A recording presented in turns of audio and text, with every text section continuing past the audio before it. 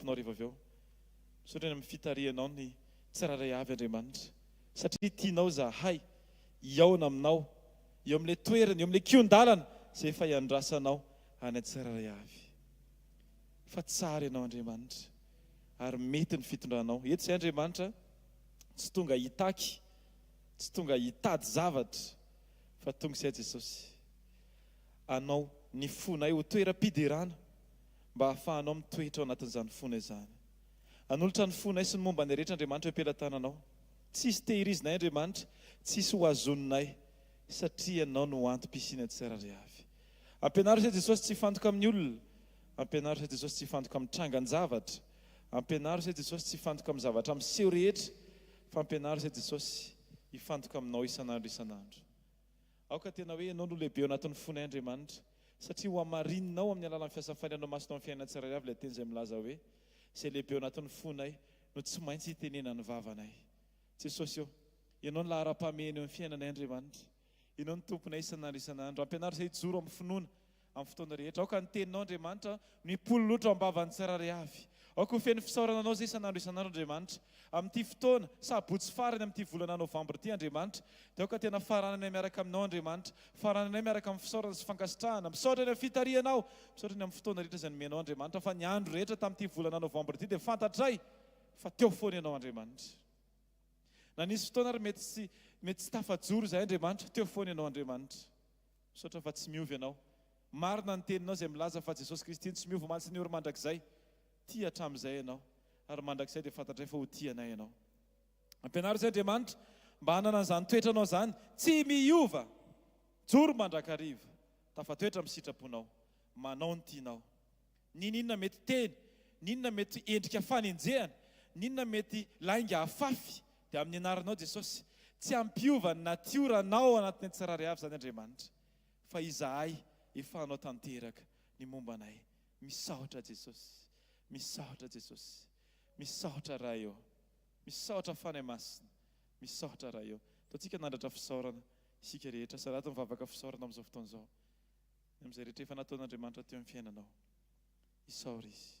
Ny amin'izay tsy nataony, tena isaora izy. Ny amin'izay ho avy rehetra, isaora sahady izy. Jesosy eo, tsy voatery fantatray Andriamanitra ny zavatra hitranga rapitso, fa ny zavatra azonay atao androany, dia misaotra anao izay Andriamanitra, fa mety ny fitondranao. Misaotra anao izay Jesosy, fa mety ny fitarianao. Misaotra anao izay Jesosy, fa rehefa ianao no mitarika sy mitondra, dia mety Andriamanitra. Misaotra anao fa ianao Andriamanitra matoy izao anay. Misaotra Jesosy, misaotra ny aminy fitiavanao, Andriamanitra voindrindra anao, masina mandraky izay ianao. Sarato misaorana amin'izao, aoka ny fanahinao mihitsy ny ainao ray manontolo miaraka misaotra an'Andriamanitra. Aza vela izy fahanginana, tsisy mpisaorana sy fankasitrahana anatin'ny fonao. Amin'ny anaranao Jesosy, amin'ny anaranao Jesosy, amen. Taontsika hitehaka mafy ho an'ilay tompony tompo sy mpanjaka mpanjaka. Raha afaka manona ny fiadanan'ny tompo amin'ny olo akaikinao ianao androany, dia araroty ty fotoana ty ahafahanao manona an'izany. Fiadanan'i Jesosy amintsika rehetra amin'ny anaran'i Jesosy. Fiadanan'i Jesosy amin'ny mpihira sy ny mpitendry rehetra, ny teknisianina rehetra. Fiadanan'i Jesosy amin'ny mpikarakara rehetra, ho antsika ny atokantrano ihany koa, dia tonona fiadanan'ny tompo ho amintsika tsiraray avy. Tsy hisy ho tafala amin'ny bala-pitiavan'Andriamanitra indray androany, fa eo na amin'ny fahatsaran'Andriamanitra tsika tsiraray avy. Amen. Sokafantsika boky eo amin'ny Salamo fahatelo amby zato. Alleluia. Salamo fahatelo amby zato. Alleluia. Andininy fahasivy ambin'ny folo ka hatramin'ny faharoa amby roapolo. Salamo fahatelo amby zato, andininy fahasivy ambin'ny folo ka hatramin'ny faharoa amby roapolo. Salamo fahasivy ambin'ny folo, telo amby zato azafady tompoko, andininy fahasivy ambin'ny folo ka hatramin'ny faharoa amby roapolo. Izay raha antsika rehetra mamaky amin'ny anaran'i Jesosy manao hoe: Jehova efa nampitoetra ny seza fiandrianana any an-danitra, ary ny fanjakany manapaka izao tontolo izao. Misaoran'i Jehova ianareo anjeliny, dia ianareo izay mahery indrindra sady mankatoa ny didiny ary miaino ny feon'ny teniny.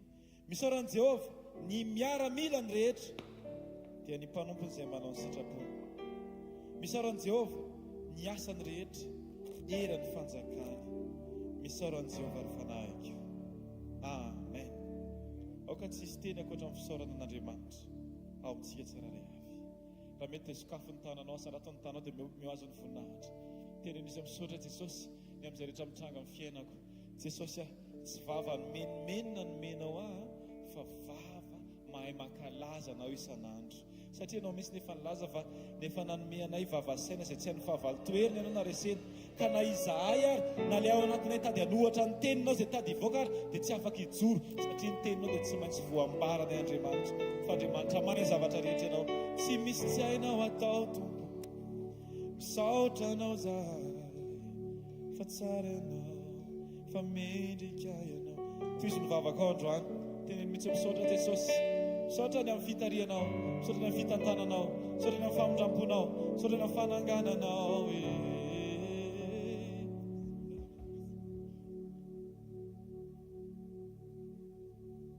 Iaina ny famondramponao isan'andro re Jesosy.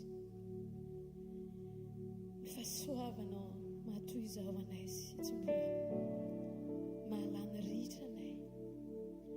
Androany raha iry zay, androany raha nandratra ny tanana ihany aminao dia amin'ny fofoeny fankasitrana, amin'ny fahatsapana fa ianao mihitsy ny rehetra ho anay. Arena tsy voavidy vola mandrakizay ny fananana anao Andriamanitra. Androany izay hitsaoka anao, amerina ny fanajana ho anao, ity anao amin'ny maizy anao rehetra. Enina amin'ny zavatra mety tsy hamaliana ho anay ara Jesosy dia vao maika iankofanay satria fantatra efa malala ny mahatsara anay mihoatra ny fahalalana ny tenanay ianao. Saotra Jesosy, saotra fa ny rivotra iainanay androany maraina dia tsy nisandana vola, tsy nangatanay akory hoe velomo zay napitsy Jesosy. Kanefa mbola indreto zahay afaka misaotra anao, mbola indreto zahay tonga eto amin'ny fanatrehanao. Saotra Jesosy, saotra anao fahasoavanao. Miainami ny famindrampoana isan'andro atompo ny fiainako. Miainami ny famindrampoana sy ny fahasoavana tompokana.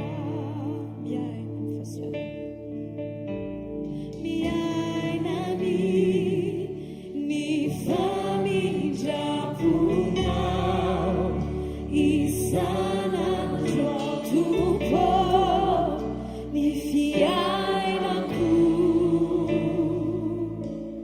Miainami ny famindrampoana sy ny fahasoavana tompokana. Avausinao isamaraina nirefinilay famindrampoana. Alleluia.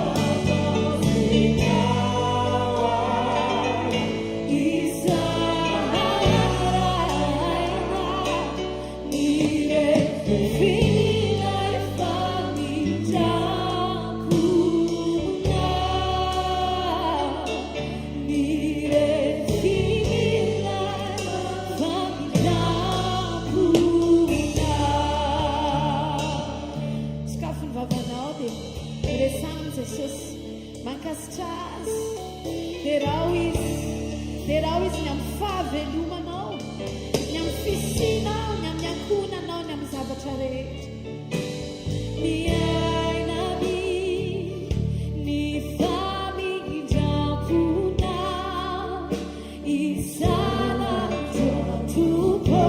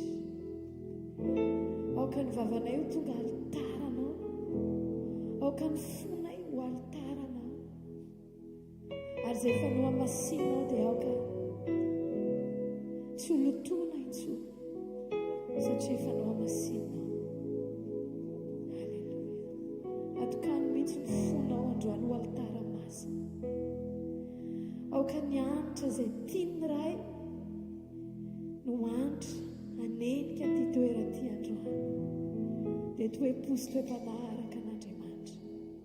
Halleluja. Masina ianao, mitsaoka anao a Jesosy. Iza no azo oharina aminao?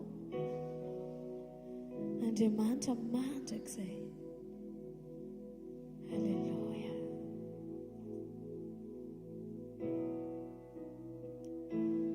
Halleluja. Masinyana, yana, tupotsistu wana. Masinyana, yana, derawana, Jesus, masnena, masinyana, yana, tu potis tu, ana, masina, hallelujah, yana, derawana, Jesus, ndao ilaza ihany tsika masina ianao, masinyana.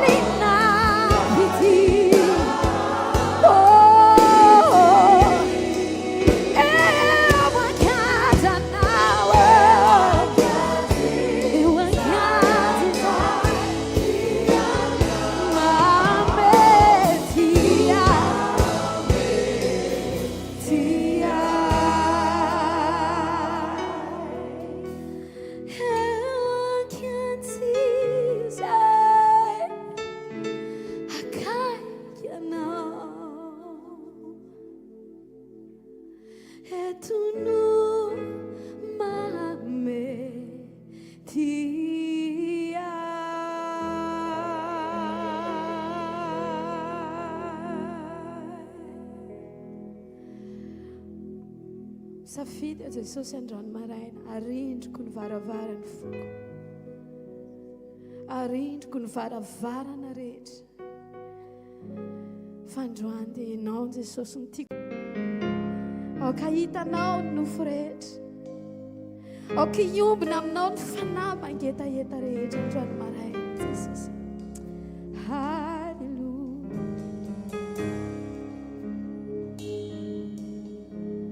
Tonga indray ny ora eonako aminao, ka arindriko avokoa ny varavarany foko.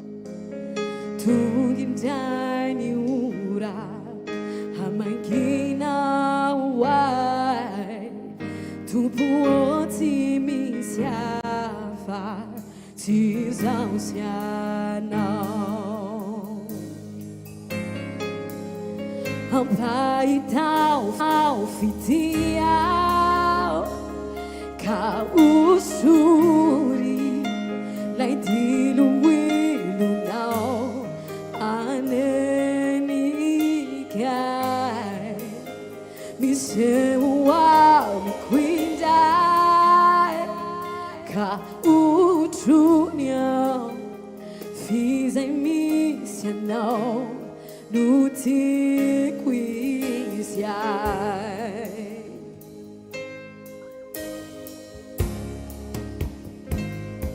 Hallelujah.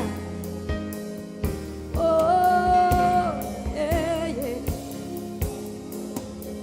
Oh, yeah. Tugindai niura yakufa kawaritiku.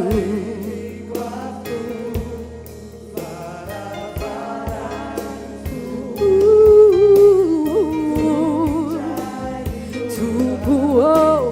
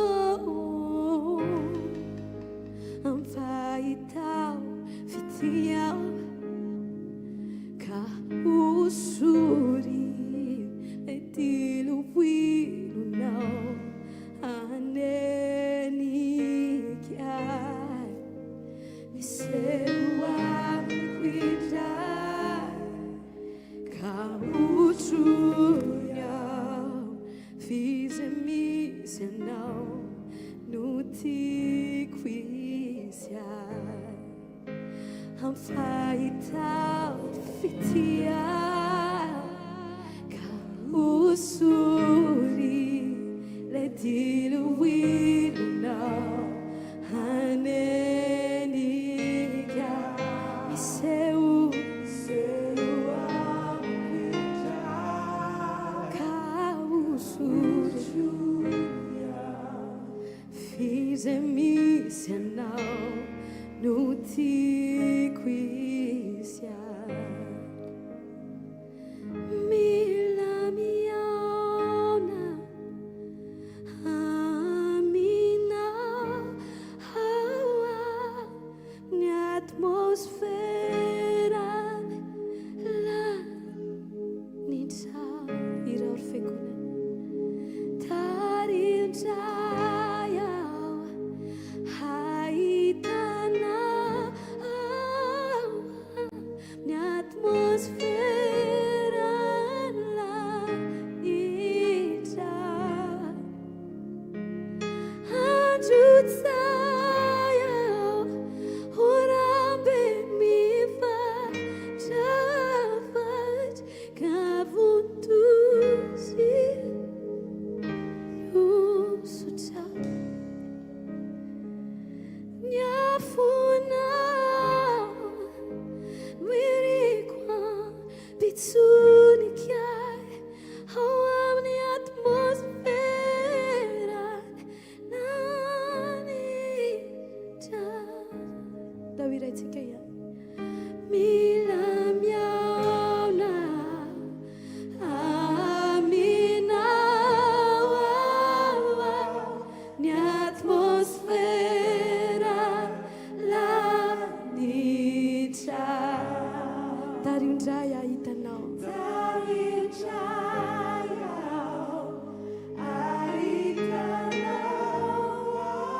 ny atmosferany lanitra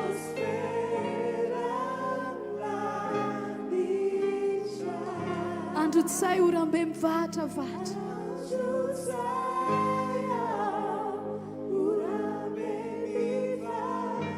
ka vontosy ny osotrao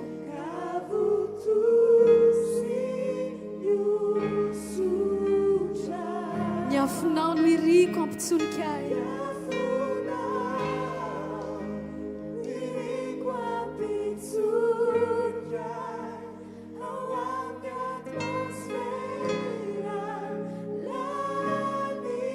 dao iraitsika miaraka ihany amin'ny fotsika rehetra mila miaona aminao ny atmosferany lanitra alleluia tarivindray aho ahitanao ny atmosfera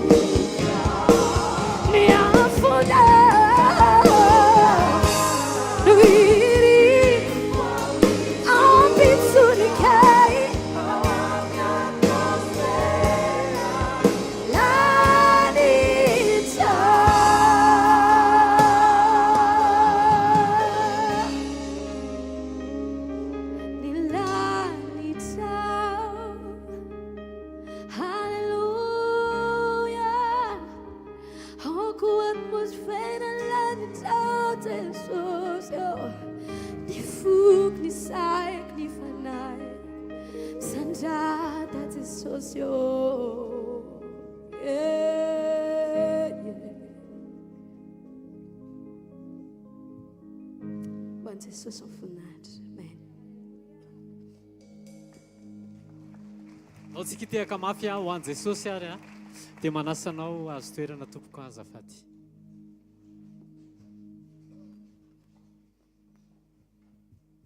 Alléluia. Alléluia.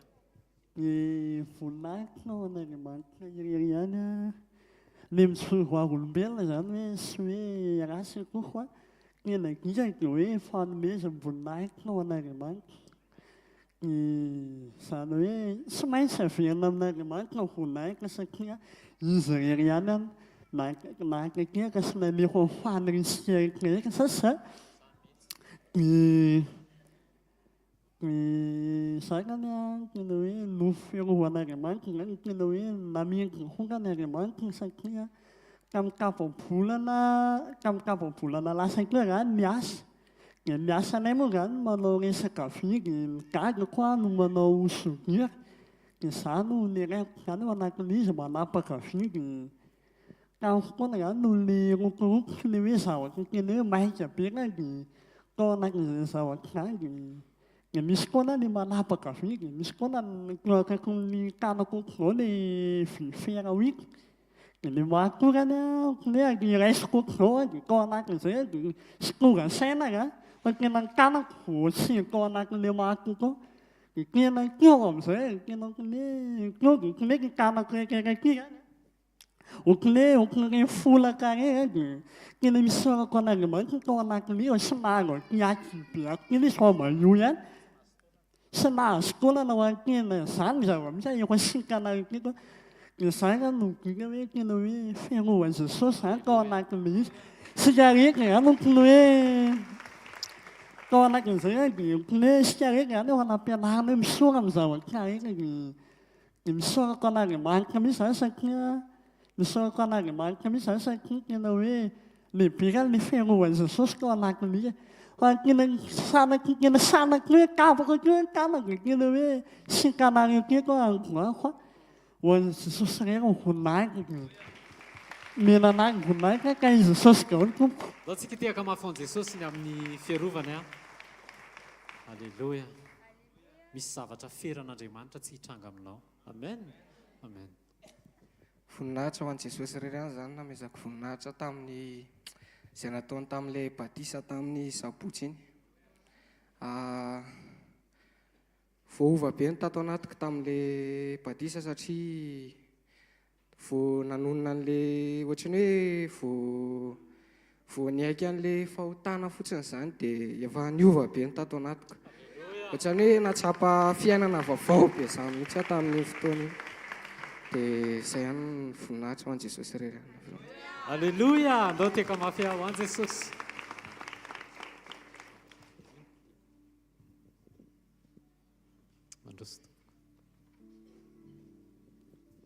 Voninahitra ho an'i Jesosy ny tsoroko vavolombelona eto. Efa ela be mihitsy ihany nararo ny nonoko. Dia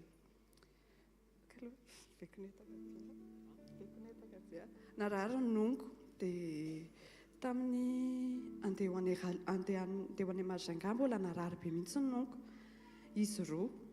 Dia ny rafozako rehefa nitady toerana nanaovanay mammografia. Dia tany Majunga nefa narary be indray ny silatarehako iny. Dia ilay tao anaty fanatrehana ny vavaka dia nametrahan-tanana dia faly be aho satria sitrana ilay tarehako tany anatin'ny fanatrehana tany Majunga. Dia saotran'i Jesosy dia faly be mihitsy zany hoe sitrana ilay ila tarehy. Dia ny harivan'iny nefa verina narary ilay ila tarehy dia ozy aho tamin'ny vadiko hoe andray ny verina narary indray ho ilay tarehako. Dia nahitsiny aho tamin'izay hoe aza vaina mihitsy izy nytoeponao mankasitraka an'Andriamanitra fa nasitrana ianao na tsy sitrana efa afaka ianao. Dia merci beaucoup amin'izany teninao izany fa mamerina anahy be izany dia misaotra betsaka aho. Dia avy eo ny ampitsony iny dernier jour angambany sendra resaka izay sy nenay azafady. Dia ozy izy nenay ary nonondriana nahoana.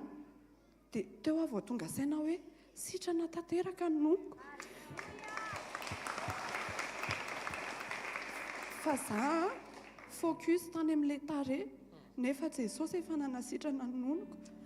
Dia ray volana lasa izay tsy narary tsony ny nonoko mandrakitiny androany. Dia raina Jesosy. Alleluia. Ray volana lasa marina tokoa izay ny croisade tany Majunga. Dia sitrana ny nonony. Alleluia. Tahin Jesosy daholo tompoko. Mambe no mijoro ety satria ao anatin'ny tantaram-piainana mba nisy ianao ety ambony tany dia misy fotoana kely quelques minutes mba ahafahanao mijoro mampifaly an'i Jesosy. dia tiandray ahako hanambara ny fahatsaran'Andriamanitra ny amin'izay rehetra nataony. Tamin'ny herin'ny androany dia tonga teto nilatsaka teto niteny hoe tsika mila maty ny amin'ny nofo. Dia nentin'Andriamanitra kely tamina sedram-piainana kely dia izay no hijoroako eto androany. Manana nada zay ahako dia izy io tena le makararary anary mihitsy satria lahatokana. Dia vokatry ny zavatra nisy tamin'ny fiainany moa dia somary tratra ny déception izy dia misotro toaka foana. Tena hoe isan'andro tsy misy fiainana fa tena hoe misotro toaka foana ny ataony. Dia efa memahi dia ianao moa zany isan'andro tena hoe miferotraina ao anatin'izay satria izy isaky miditra ny trano dia sady mamy foana no tsy vitan'izay fa sady miteny ratsy no tsy vitan'izay fa tena manan-korotana manimba ao an-trano.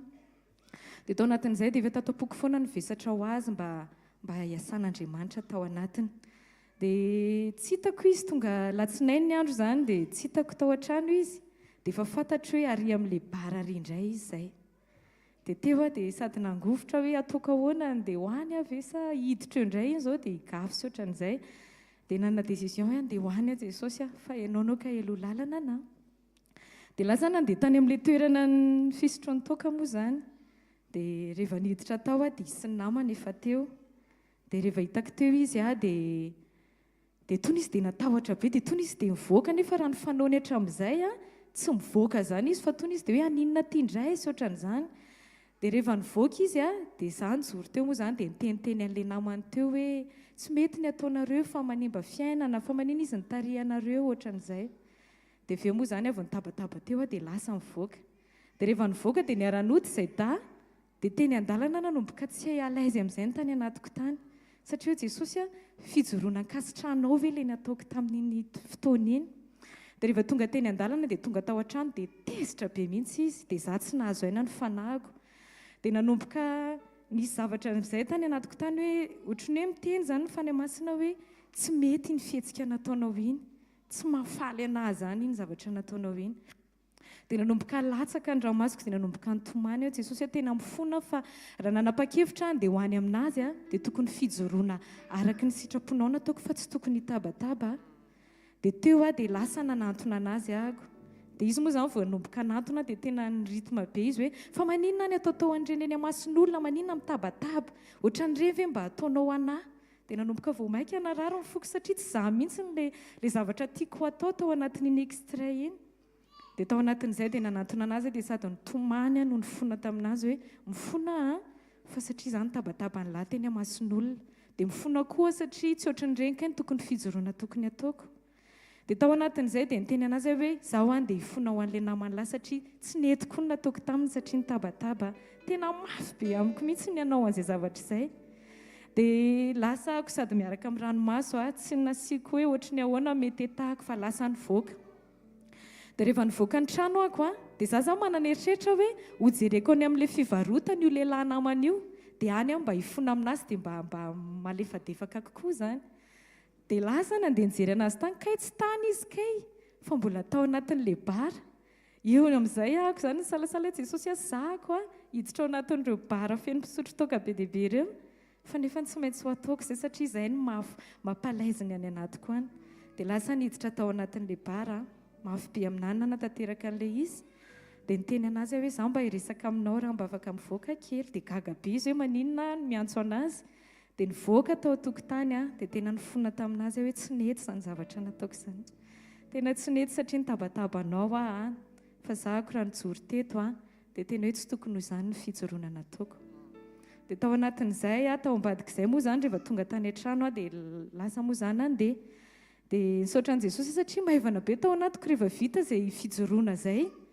Dia nampahirezan'i Jesosy hoe amin'ny fotoana rehetra ke tokony fitiavana foana isika satria izay ny antom-pisitsika. Mety mafy be, mety hoe fanangatahako ataona maro mihitsy mba hiovany fa tao anatin'izay fijoroako izay dia nandritra ny hatramin'iny ka hatramin'ny omaly ataoko hoe teo amin'ny efa une semaine teo izao tena tsy miverina tany anatin'ilay bara intsony izy.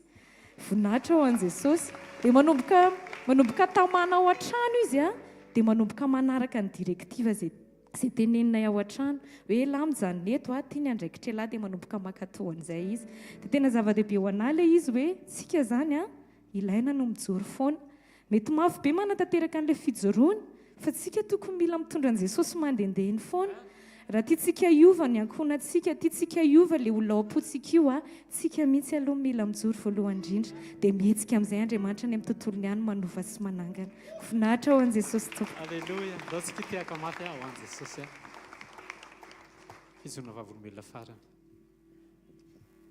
teny jesosy daholo voninahitra ho an' jesosy ho an'reto zavatra efatra ijoroako vavolombelona reto tamin'izay nanomana mariazinay dia tantara hafa mihitsy ny tao anatiny ao satria tena zéro dia para zéro zay fa fotsiny hoe andaontsika hanao ny sitrapon'andriamanitra fanapa-kevitra hoe andaontsika hanao ny sitrapon'andriamanitra dia tamin'izany teny tamin'ny mamanay dia izy nefa tena sarotiny tena farak'izay sarotiny amin'izany resaka fanambadiana izany dia tamy hariva dia tonodosy mama ho atao mariage izay dia ozy mama ay andinika kely izy dia efa reko ilay izy hoe vao izy miteny an'izay hoe andinika izay dia efa oke zany ilay izy dia nandinika atao izy dia tonga izy dia tona dia ozy izy ny herinandro zany nareo makany mairie ozy izy nareo mivady dia reto avy ny taratasy ilaina dia ozy mama tsy izao ilay izy fa amin'ny novambra iny ny eritreretina izy anazy mbola farafara novambra satria nikajo hoe anomana mandritra n'ireo efa-bolan'ireo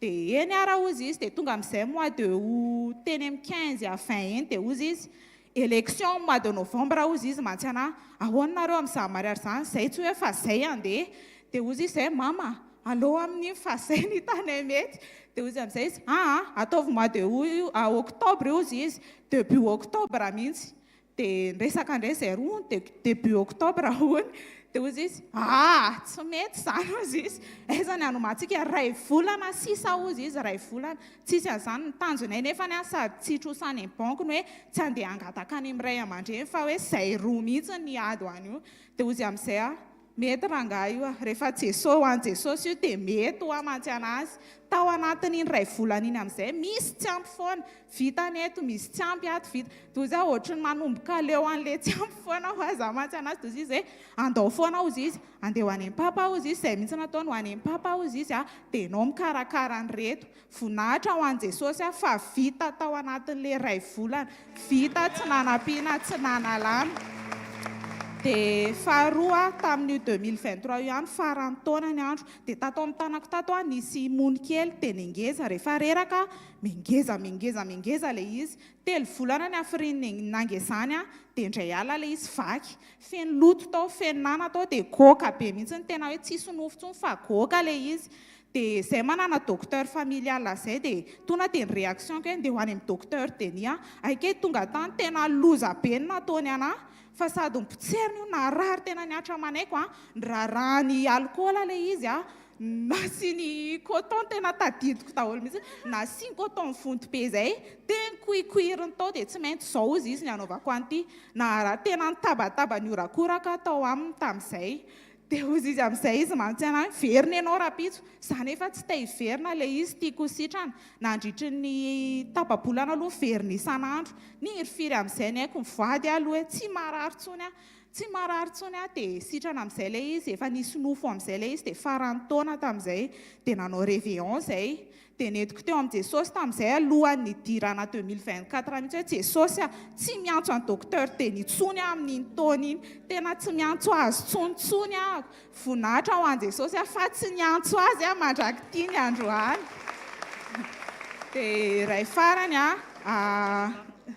le tanany efa sitrana tsara ilay izy dia farany nanana projet kely izay dia natao ilay izy dia rehefa miasa tena ianao tsy mora le tao fa nety aloha ilay izy tamin'ny voalohany nety dia tamin'ny farany ilay izy ny zavatra tsy nakasahan'Andriamanitra ny fifandraisako tamin'ilay olona dia tsy maintsy najaniko ilay izy nanapa-kevitra hoe ajaniko ity mba tsy ho lasa toksika any ariana mba tsy lasa fedivana aman'olona dia tamin'ny herinandro hoe ndeha ho any am-papa ho azy dia tao an-trano tsy maintsy ho any an'i jesosy aho fa rehefa tsy mety amin'iny manana lalana hafa izy dia ho tantaraiko amin'ny papa daholo amin'ny talata tena nomanko daholo dia mbola nakany andro mamanay reto zay andeha ho any am-papa sady ho any an'i jesosy sady falifaly mihitsy ny ala tao dia ay ozy izy tao an-trano dia tonga tao talata dia efa nomanko daholo hoe manomboka zay tantaraiko amin'ny papa ilay izy dia ina ny hevitra dia ahoana ozy jesosy dia tonga tao amin'izay nanomboka le zavatra tiako antaniana rehetra sy le hoe ho ataoko voavaly nanomboka teo amin'ny pasteur Junias dia pasteur Anjiva dia nanomboka teo amin'ny papy tao amin'ny sekoly io tao amin'ny shop io fotoana dia reko hoe zay daholo kay izany le teknika ilaiko fa zao Jesosy hoe ny papa foana tao anaty saiko dia rehefa avy eo amin'izay nanomboka teo amin'izay efa teo ampovoambony ahako nanomboka nahita mazava tamin'ny lohan'ny papa zay mihitsiny dia hoy zay manomboka indray fanoana tao anaty toriteny tao amin'ny sekoly izany noana ho aza napiakariko nampidiniko ny solomaso satria za koa tsy mahita lavitra dia mizaka mijery hoe le taratry le varavarakely izy ity sa le taratry le jiro izy ity jereko nefa mihetsika papa manaraka anazy foana iny makato izy manaraka anazy foana izy nanomboka teo hoe sotra Jesosy tena notronao tena notronao nomboka teo nomboka latsaka amin'izay io raha masiko io za tsy mpitomana mason'olo za mihitsy fa latsaka tsy haiko nampanginina mihitsy hatramin'ny farany fa ny tato anatiko ny reko nisy pisy tato dia faly dia zary andeha anatona ny papa sady te anao câlin zany satria izany foana fandrika raha zaho tonga any an-danitra câlin amin'ny Jesosy ny tena ilaiko sady te anao câlin tsy hitako dia tonga teo papa dia ozy papa zavatra fa izany io ranomaso be mihitsy zavatra fa ny tokony naleako taty aminao matsy anazy dia nitantaraiko anazy le izy zaho tamin'ny enao andritro ny toriteny farany iny misy mazava amin'ny lohanao iny tena areko hoe Jesosy nanotro misy satria ny faniriko ny aingatany an-trano hoe ndeha iona amin'ny Jesosy ary dia tena nataony nahita hoe eo foana izy dia nametrahany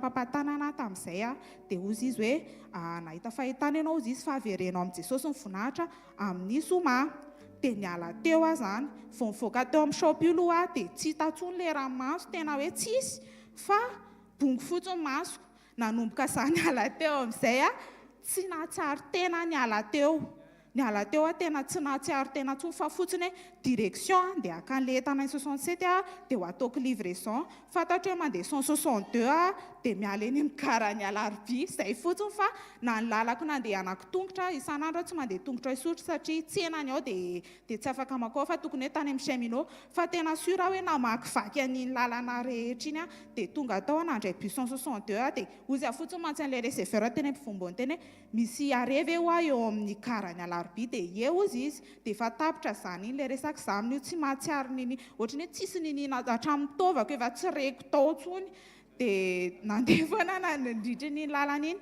dia niala an'le area dia niteny an'le olona foazin'le olona kay tamin'izay nahafantarako amin'izay tsy nahatsiaro tena petrakeo dia niankina ohatr'izao tamin'le seza alohako fa niteneny eto ange enao miala ozy izy raha tsy tadidiko izany hoe izany teny anazy tamin'izany hoe eo miala fa fantatro satria ny olona be dia be mihitra sy mivoaka ao tsy voatery ho tadidiny ahako eto ianao ozy izy miala dia nivoahatra le entana isan'andro miverifean'le vola fa niraisiko fotsiny le izy dia lasa nody dia tonga tao ndro mamanay aloha ny sakafo atoandro dia ozy izy satria fantany hoe falifaly be niala tao dia ozy izy ahoana ozy za tonga tany dia ozy izy fotsiny hoe efa any amin'ny Jesosy le izy dia efa manao lalana izy dia ozy zandrinay tamin'izay zay fotsiny ve ozy tsy zay fotsiny izany fa zava-dehibe mbola nafaly an'izay dia avy eo nody dia tonga tany an-trano nanao zavatra kely dia natory dia rehefa taitra teo voareko hoe zay vao miverina amin'ny tahako normal aike za nandritry n'iny rehetrarehetra iny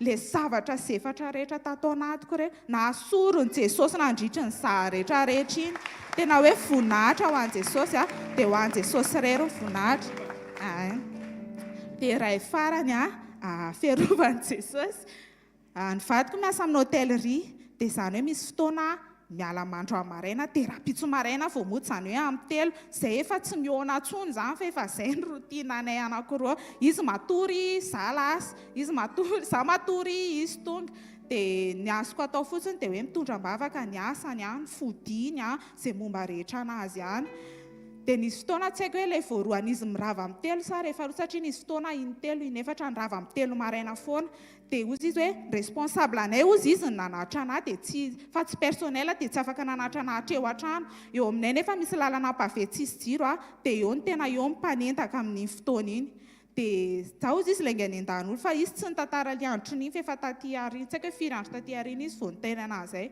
dia nandritra izy tonga teo zany efa niandro teo ilay mpanentaka na nientouré anazy teo dia misy an'izay bebe zay zara tsy matadidy anazy fa izy matadidy hoe efa ohatry nakarano izy olo io taloha io bebe io dia io bebe io no niteny tamin'ireo hoe fa tena lainga voentaka izy tamin'izay fa ozy izy bebe io nahitana azy tamin'izay hoe okanareo ny zanako izy izy tamin'izany efa nizay ara tsy fatan tsy mifanerasera aminay isanandro zany olo zany okanareo ny zanako izy izy dia lasa le mpanentaka lasa niala fotsiny ho an'i Jesosy ny voninahitra fa Jesosy daholo zany amen.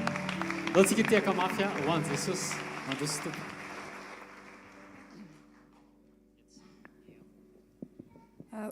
Voninahitra ho an'i Jesosy nijoroako fahavolombelay eto tamin'ny début octobre koa pipi rà manana sensation zany ianao te pipi fa tsy te pipi dia marary be dia nisy fotoana rehefa mipipi dia ny faran'ilay pipi rà dia tena farak'izay tena marary farak'izay zokiny dia tamin'izay dia oza matsy mivadiko hoe tsy maintsy mandeha dokotera zao dia zao tsika ho fa tena tsy zakako tso satria na mitsangana ary tsy vitako dia nandeha dokotera zay lakamisy maraina dia rehefa tonga tany aminazy dia ozy izy hoe manao infection urinaire ianao ozy izy dia omena an'ity antibiotique ity dia omena an'ilay calmant zany mba misoulager kely an'ilay douleur dia nohaniko ilay antibiotique dia nohanina ilay calmant fa zao ozy izy tsy maintsy jerentsika ozy izy hoe inona ny antony nampahatonga anao nanao infection urinaire mba tsy verimberina tsony ilay izy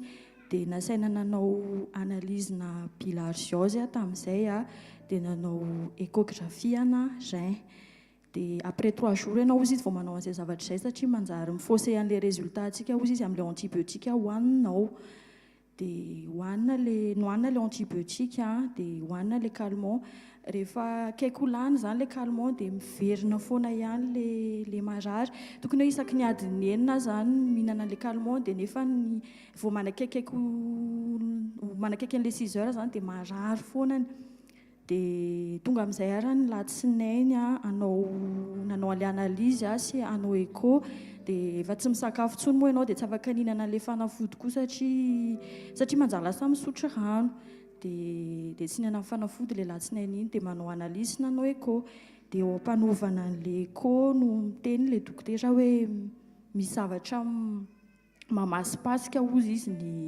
ny rein anao dia tonga ny arivan'iny moa nivaly amin'izay ilay valin'ilay écho dia ilay analyse mbola atao aorianan'iny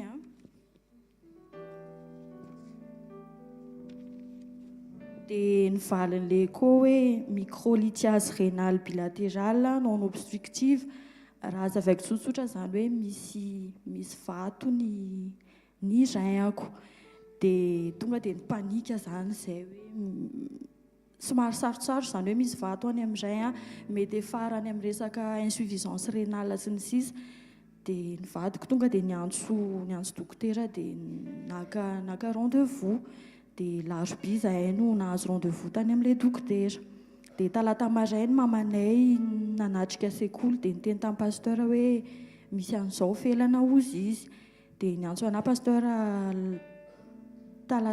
talatariva ohatrany tsy nandeha ny telefoniko talatariva dia vao velona ny telefoniko larobia maraina dia niantso ana pasteur hoe fa maninona ianao zany dia tataraiko anazy teo dia ozy izy hoe reko ozy izy aty anatiko fa tsy voatery mihinana fanafody ianao fa ao anatin'ny fankatoavana ny vady ihany koa satria izay efa naka rendez-vous tany amin'ny dokotera dia nandeha tany amin'ny dokotera ihany izay ilay larobia maraina iny dia tonga tany amin'ilay dokotera izay dia niinterprété nyty résultat ty dia ohatran'izao ny fanazavany anazy ty ozy izy ny rein anao dia ao amin'ilay rein ilany ozy izy misy vato 4 millimètre dia ao amin'ilay ilany 7,5 millimètre dia ozy ilay dokotera hoe raha omeko fanafody zao fotsiny ianao ozy izy dia tsy zakanao fivoahan'ilay vato fa tena marary ozy izy fa omeko fanafody fotsiny ianao zao ozy izy mba tsy hampitombo an'le vato dia aleo ianao ozy izy atao scanner ianao ozy izy mba hilocalisentsika tsara an'le vato mba hanisantsika an'le isany ny densité ny dimension sy ny placeny dia ok natao le izy dia nikarakaina ny taratasy rehetrarehetra anaovana le scanner dia tao anatin'izay ozy matsy mivadika hoe pasteur ho any teny hoe tsy voatery fanafody dia tsy nohaniko aloha le fanafody hoe tsy mampitombo an'le vato zany dia tao anatin'izay koa tsy nihinana an'le calmant ntsony dia nandeha amin'izay ny zoma amin'izay no natao amin'izay le scanner dia ho an'i Jesosy ny voninahitra tsisy ninona tao anatin'le izy dia reto ny résultat fa tsisy afaka hiprojetentsika an'le izy dia vavolombelona faharoa manarak'izay nisy taon'izay zany naray appel tamin'ny resaka asako zany dia hoe ianao ozy izy rehefa nandinika izay promotion sy ny sisa tany ambadika tany satria hiala teo amin'ny toerana le directeur fa nifindra afaka concours dia nanao zavatra hafa dia hoe rehefa nieritreritra izay ozy izy dia ianao no proposenay any ministre ho eo amin'le poste dia io olona io manana poids be amin'le ministre izany hoe rehefa miteny izy hoe tia dia tena tia dia tao anatin'le izy nikorotana be satria tsy napoziko hoe izany ho antsony zareo dia niantso amin'ny pasteur hoe misy an'izao dia ozy izy pasteur hoe ndraso ozy izy aloha hivavaka dia izay tenenin' Jesosy eo dia tao anatin'izay koa nresaka tamin'le lehibe anay satria tsy maintsy mahazo mangataka ny autorisation any zay vao afaka miala amin'le toerana misy anako dia tena tsy hitako ozy izy izay avaly anao franchement izay ozy izy tsy mahafoy anao dia avy eo koa niantso ny vadiko dia ny vadiko tonga dia négatif be satria fantany enjeu le poste ho raisiko dia kelikely teo pasteur niantso anahy dia ozy izy hoe ok ataovy le izy ka vadiko angeho pasteur miteny hoe ay dia ozy izy hoe sekoly ny tokantrano ianareo vehivavy maneke dia ok tsy atao zany tao anatin'izay nefany mandeha foana le appel hoe atao fa opportunité be io zao sotr'izany dia ohatra nresy lahatra tsy fidiny ihany hoe misy avantage be dia be ao anatin'le izy dia nekeko ihany dia niezaka fotsiny ihany andresy lahatra amin'ny vadiko arak'izay teo zany dia ozy hoe rehefa izay zany tenenin'ny pasteur ozy izy dia ataovy zany nefa izy tena hoe tsy resy lahatra dia nandeha teny fotoana dia isaky ny alarobia dia miandry ny fivoahan'ny conseil des ministres dia mijery anarany eo dia ny sision-dresaka rehetrarehetra efa hoe za zany le hoe dia na le tale hosoloko arany rehefa maniraka na miasa dia miteny foana hoe tia tale mba ataovy tonga dia efa ohatrohatr'izay le mandeha dia tonga amin'izay ny fotoana tao anatin'izay za rery koa no miprésente ny olona io tany amin'le ministre dia efa niona zany dia à 99% efa hoe za zany le izy dia indray alarobia amin'izay nivoaka ny iny izy teo le olona eo amin'le toerana dia anarana hafa ny tany alleloia anarana hafa ny tany dia tao anatin'izay zany ohatrany hoe nalahelo ny promotion-ako hoe tsy miraty occasion zany efa tokony anjara ny promotion antsika maka an'le poste de responsabilité dia nefa ny olo-kafa sy ohatr'izany dia na lehibe ako raha ozy hoe nanenina ihany ozy izy tokony mba nipoussé anao ohatrany hoe tsy nafoy anao dia tsy nanao intervention mihitsy ohatrany hoe namendry fendry ohatr'izay daholo zany ny olona hoe niraty occasion zany dia tao anatin'izay tena nivavaka hoe ina zany en plus pasteur tamin'ny voalohany le fanteny hoe ok zany le izy fa nefa le vadiko tao anatin'izay hoe non dia ohatrany savorivory izay dia ny zavatra taty anatiko hoe Andriamanitra tsy manao erreur zany mihitsy mandrakizay tsy manao erreur izy dia napetrany taty anatiko hoe ny fitahian'i Jehovah ny mampanakarena dia tsy azo ny fisasarana rapiana dia izay tahiny Jehova voatamandrakizay. Raha poste politika efa nesorina sady moa ilay olona ny soloako arany amin'izao poste politika mandalo iny dia rehefa miala eo amin'ilay poste ianao dia ny avantagenao koa zany miala ohatran'izay fa ny porofony Jesosy hoe za le mita dia mita mandrakizay tsy limitenina temps sy ny rehetrarehetra dia tena porofony Jesosy teo amin'ny fiainanay ilay izy nanokatra lalana amina aktivité hafa izay ataonay dia tena hoe mihoatra lavitra n'izay mety ho azoko teo amin'ilay poste no omeny Jesosy anay amin'izao dia ho an'i Jesosy ny voninahitra. Alléluia. Alléluia. Tsy hitako izay tenenina. Tena hoe mitanaka. Tena sambatritsika. Sambatritsika tsy haiko ianao raha tonga saina amin'izany hoe tena sambatritsika. Tsy te handoka ahako fa aleo averina any amin'i Jesosy ny voninahitra rehetra. Fa tena sambatra rehetra tsika, tena tsy hitako izay tsy hitako. Izany angamba hoe bouche be, hoe be vava, bouche be. Fa tena sambatra tsika tsy haiko. Tena ndao tsika hitsangana dia hisaotra Jesosy. Tiako ianao aloha hisaotra ny amin'ireo fisian'ireo 5:20, 4:20 menada izay nanolo tena tamin'ny Dinga Batisa tamin'ny herin'ny androany. Ndao tiaka mafy ho an'i Jesosy. Tao anatin'izay nisy dingana ilay hoe karazana confession fa mety misy tsy micomprendre an'izany tsika hoe fa maninona nanana tsy any anatina commentaire sy discussion ilay izy fa ao anatina directive dia rehefa manaraka fotsiny ianao tahaka n'ilay ranabavy teo manaraka fotsiny anaty directive dia meny Jesosy ilay fiadanana sa tsy izany?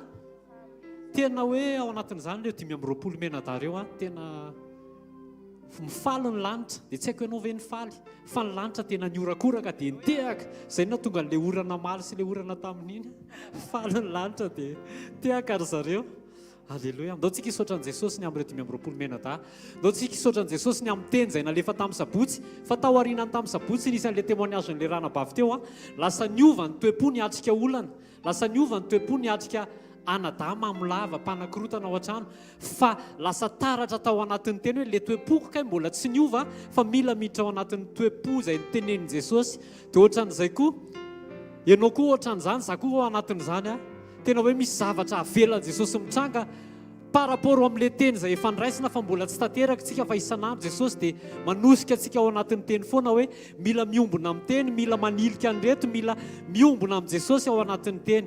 Ndao tsika sady mivavaka ianao ndao tsika hisaotra an'i Jesosy ny amin'ny fiarovana. Tsy navelan'Andriamanitra ho tapaka ny ratsan-tanan'ilay rahalahy teo fa kely fotsiny voatoron'ilay marito. Dia saotra an'i Jesosy koa tsika ny amin'ilay zanany narovana tamin'ny mpanendaka fa nisy raha matobe ohatrany hoe mipotra tampoko izany amin'ny andro amin'ny 3 maraina hiteny hoe avelao ny zanako. Tena marina tsy zanak'ilay raha matobe izy fa zanak'i Jesosy izy. Misaotra Jesosy ny amin'ny fiarovanao, misaotra Jesosy ny amin'ny teny izay omenao anay, manitsy ny toe-panahinay, manitsy ny toe-ponay ary misaotra fa mbola velona ny feo amin'ny fieritreretanay Jesosy tsy hoe miziriziry ao anatina mokondoza fa misy teny alefanao manitsy itsio foana izay Jesosy misaotra fa tia anay ianao, misaotra fa mandefa mpanomponay ianao mpanomponao ianao Jesosy, manitsy anay amin'ny alalan'ny teny. Misaotra Jesosy ny amin'ny fisian'ny mpanomponao dia misaotra fa maniraka mpanompo ianao Jesosy, anokatra masom-panahinay, manokatra mandefa teny ianao amin'ny alalan'ny mpanomponao mba hampafantatra lalakale tianao izoranay. Misaotra Jesosy misaotra dakotsika hisaotra an'i Jesosy fa rehefa nanapa-kevitra izy mivady, izy roa kely fa mbola tsy mpivady izy tamin'izany, hiditra ao anatin'ny sitrapon'Andriamanitra dia ny fanamasinana ny tokantrano dia tao anatin'ny 2 volana nanokatra lalan'i Jesosy dia vita tao anatin'ny 2 volana ny mariazy. Asan-dratony vavakao ray amin'ny anaran'i Jesosy. Misaotra anao zahay ny amin'ny teny izay alefanao ny ahafahanay miditra ao anatin'ny sitraponao, tsy hangatakandro ao anatin'ny fiarahan'ny lahy sy ny vavy fa tonga dia hiditra avy hatrany ao anatin'ny sitraponao ao anatin'ny fanamasinana ny tokantrano. Fa rehefa miditra ao anatin'izany zahay dia ianao no manokatra lalana ao anatin'ny 2 volana Jesosy izay ohatrany hoe impossible amin'ny maha-olombelona fa eo aminao dia possible ny zavatra rehetrarehetra. Amen. Doko tsika hisaotra an' Jesosy fa na eo amin'ny aretina dia misintona foana ny ao anaty, misintona foana Andriamanitra ao anatin'ny teny mba hibanjina an' Jesosy, tsy hibanjina aretina na vai io na nono io na loha io ninninina hibanjana an Jesosy fa ao anatin'izany a dia feno ny fifaliana feno ny fiadanana ary miala ny aretina ray amin'ny anaran'i Jesosy mankasitraka anao zahay ny amin'ny sotomanao hatrany ny fifantohanay tsy hijery ny zava-misy tsy hampidina ny adinay etỳ amin'ny nofo ka hibanjana ny aretina hibanjana ny fararian'ny loha fararian'ny nono fararian'ny tova rehetra Jesosy a ao anatin'izany le rainy teo Jesosy fa ao anatin'ny fankatoavana sy ny fiverenana ao amin'ny fipanjinana anao dia amin'ny fomba mahagaga du jour au lendemain misy ny avant ary misy ny après fa zay rehetra mety ho hita taratra eo amin'ny dokotera hita ny radio sy ny scanner dia afaka hofohananao zany rehefa mibanjana anao zay raiso anao Jesosy a ny dera sy ny laza ary ny voninahitra mandrakizay a amen dao tsika hisaotra fa Andriamanitra dia miandry anao ao amin'ny fotoana zay omeny alleloia le ranabavy teo a tsorovavolombelona fa nieritreritra izy hoe hiresaka be da be zao ny teneniko amin'ny pastera ta Jesosy miresaka amin'ny pastera hoe reto ny toriteny zay teneninao mandefa izy manomboka amin'ny sekoly manomboka amin'ny fito mandefa amin'ny pasteur Junias miakatry papa rehefa avy eo mbola manohy an'le izy alleloia misy lesona tsao ao anatin'izany tongava amin'ny fito tiafa mafy ho an'i Jesosy aloha e manomboka amin'ny fito dia efa mamaly anao Jesosy alleloia lasa tsy complet les solutions amen ndao tsika hisaotra an' Jesosy a fa zay mangetaheta zay manaja amin'ny fotoana omeny Jesosy ary mahita fa ianao zay olo zay mitiafa no mafy ianao an' Jesosy alleloia sambatra zay nona sy mangetaheta amin'ny fahamarinana fa vokisan'Andriamanitra izy amen amen asandrato ny tananao dia misaotra isaotra Jesosy ny amin'ny fisian'ny fotoana rehetra zay homaniny ho an'ny asa fanompona fa ao anatin'ireny Jesosy dia mamaly anao Jesosy a mankasitraka Jesosy a ny amin'ny fotoana rehetra zay homenao anay atao anatin'ny asa fanompona fa ao anatin'ireo vesatra zay ohatrany hoe manaraka sy mitambesatra eto aminay rehefa tonga izay manatrika anao ao anaty sekoly dia valinao apetraka hoe ny ambava amin'ny mpanomponao reo teny sy solution rehetra mankasitraka ray amin'ny anaran'i Jesosy a amen ary andao tsika isotra farany fa mamerina antsika Jesosy ao anatin'ny sitrapony alleloia mety hoe nareo mieritreritra hoe mety mifanohitra zao le directive amin'ny mempapa hoe ataovy le izy fa rehefa hoe sekoly tokantrano ianareo vehivavy maneke mivadinareo Andriamanitra reto dia marina tena mampirisika anareo a mety mafy ny teny mety mafy indray mifanarahana directive fa enoy dia ankatoavy marary eo amin'ny nofo le izy fa natao ekeny io amen iza moa tsy tia azo poste soudure poste fa mihoatra lavitra noho zany a ny fiverenanao ao amin'ny teny raisinao amin'ny sekoly mihoatra lavitra noho zay mety hoeritreretinao sy tsiriritin'ny olona sy andrandrain'ny olona fiverenanao amin'ny fahamarinan'ny teny zay ny teneniko hoe tena sambatritsika tsika tsy aprisiana azo poste fa tsika aprisiana anaiky teny amen asandrato ny tananao dia isaotra Jesosy ny amin'ireo karazana teny rehetrarehetra zay alefany fa mamerina antsika foana Jesosy mamerina antsika foana Jesosy iombona aminy ao anatin'ny teny Jesosy ndreto zay mankasitraka ny amin'ny fitarianao anay tsirairay avy misaotra Jesosy fa tsy ampianarinao zay hiandrandra poste tsy ampianarinao zay hiandrandra voninahitra tsy ampianarinao zay hiady toerana fa ampianarinao zay hisisika ao anatin'ny teny anaiky directive ary anombony nofonay mba ho faty amin'ny nofo isanandro ho faty ny amin'ny tena isanandro misaotra Jesosy fa tsy marary zany fa mahafinaritra mankatoanao dia mankasitraka ny amin'ny fisiam-panomponao Jesosy eto amin'ny asa fanompona mankasitraka fa miteny aminay foana ianao mankasitraka ny amin'ny fisindreo mpanomponao marobe misaotra ny amin'ny teny zay ho avy eo mitenena ray amin'ny anaran'i Jesosy tsika rehetra hiaranao hoe amen andao tiaka mafy ho an'i Jesosy alleluia asio tiaka mafy ho an'i Jesosy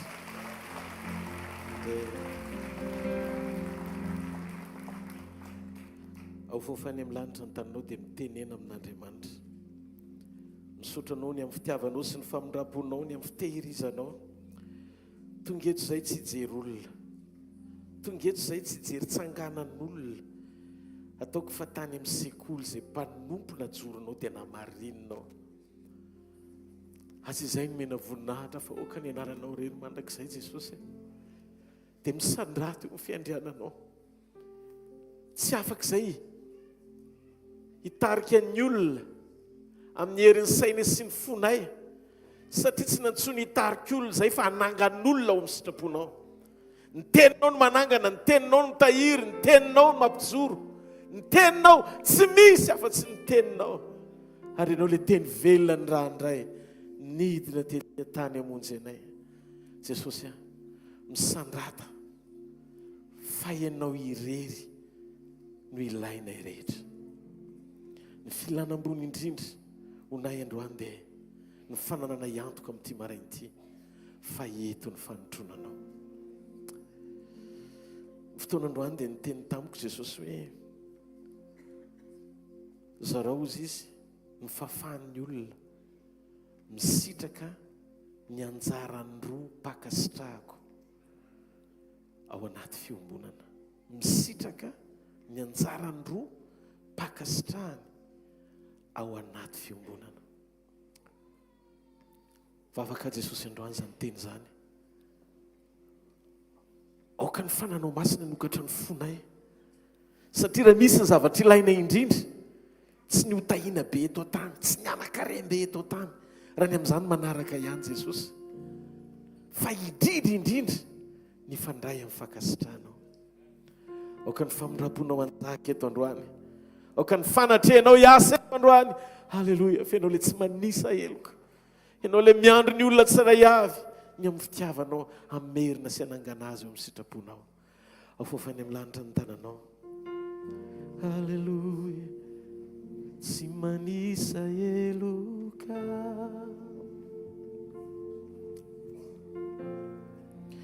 Mitanisa ireo tsiniko fa mijery ny ao am-po toy izay ianao toy izay ianao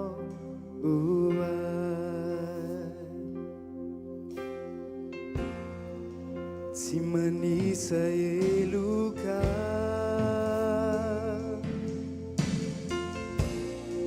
na mitanisa ireo tsiniko fa mijery ny ao am-po toy izay ianao toy izay ianao fa tianao lozabe ka maty hoay ianao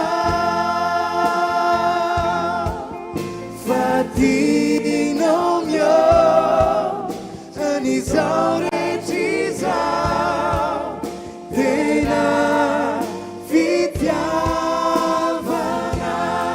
fa tianao loatra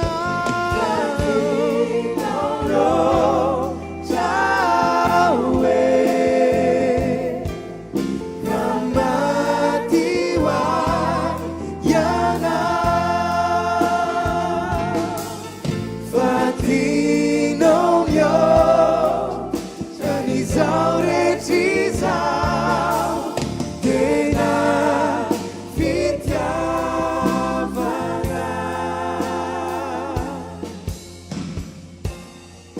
tsy mifamendrehana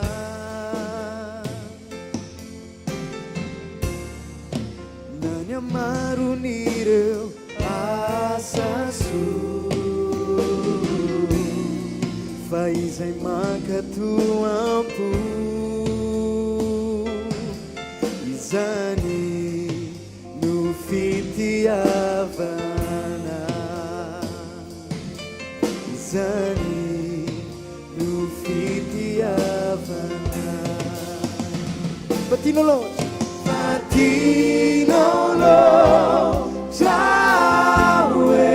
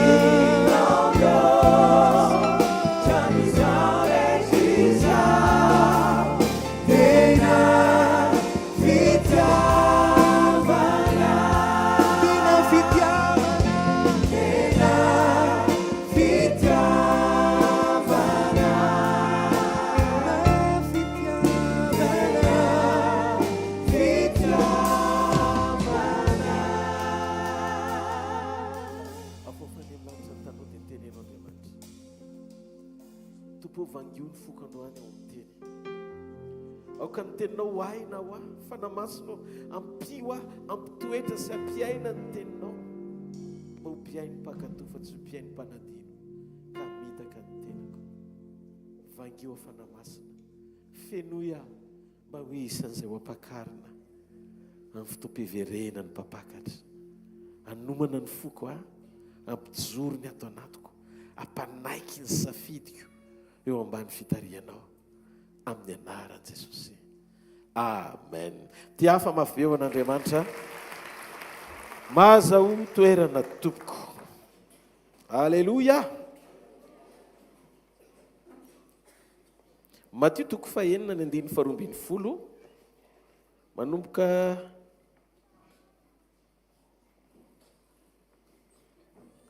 amin'ny 9:7 azafady ka hatramin'ny 9:5. Vavaka nampianarin'ny tompo izy io. Matio 4:9-7 ka hatramin'ny 9:5. Koa amin'izany mivavato izao ianareo, raha inahy izay ny an-danitra ao masinany ny anaranao, tonga ny fanjakanao, atao ny sitraponao, ny ety an-tany tahakinao ny an-danitra. Meo anay an'io izay anasaza ao anay ary mamelany elokay tahaky ny amelanay izay meloka taminay. Ary aza mitondra anay ho mifakapanahy fa manafanay amin'ny ratsy. Ampy hoe fa anao ny fanjakana sy ny hery ary ny voninahitra mandrakizay. Fa raha mamela ny fahadison'ny olona ianareo dia mba hamelany ianareo kosa ny rainareo izay ny an-danitra. Fa raha tsy mamela ny fahadison'ny olona ianareo dia tsy hamela ny fahadisonareo ny rainareo izay ny an-danitra. Aleluia. Nisy fotoana mpianatra gaga mahita an'i Jesosy hoe tena olombelona izy, naseho olona izy teto an-tany fa Andriamanitra. Fa variana mpianatra hoe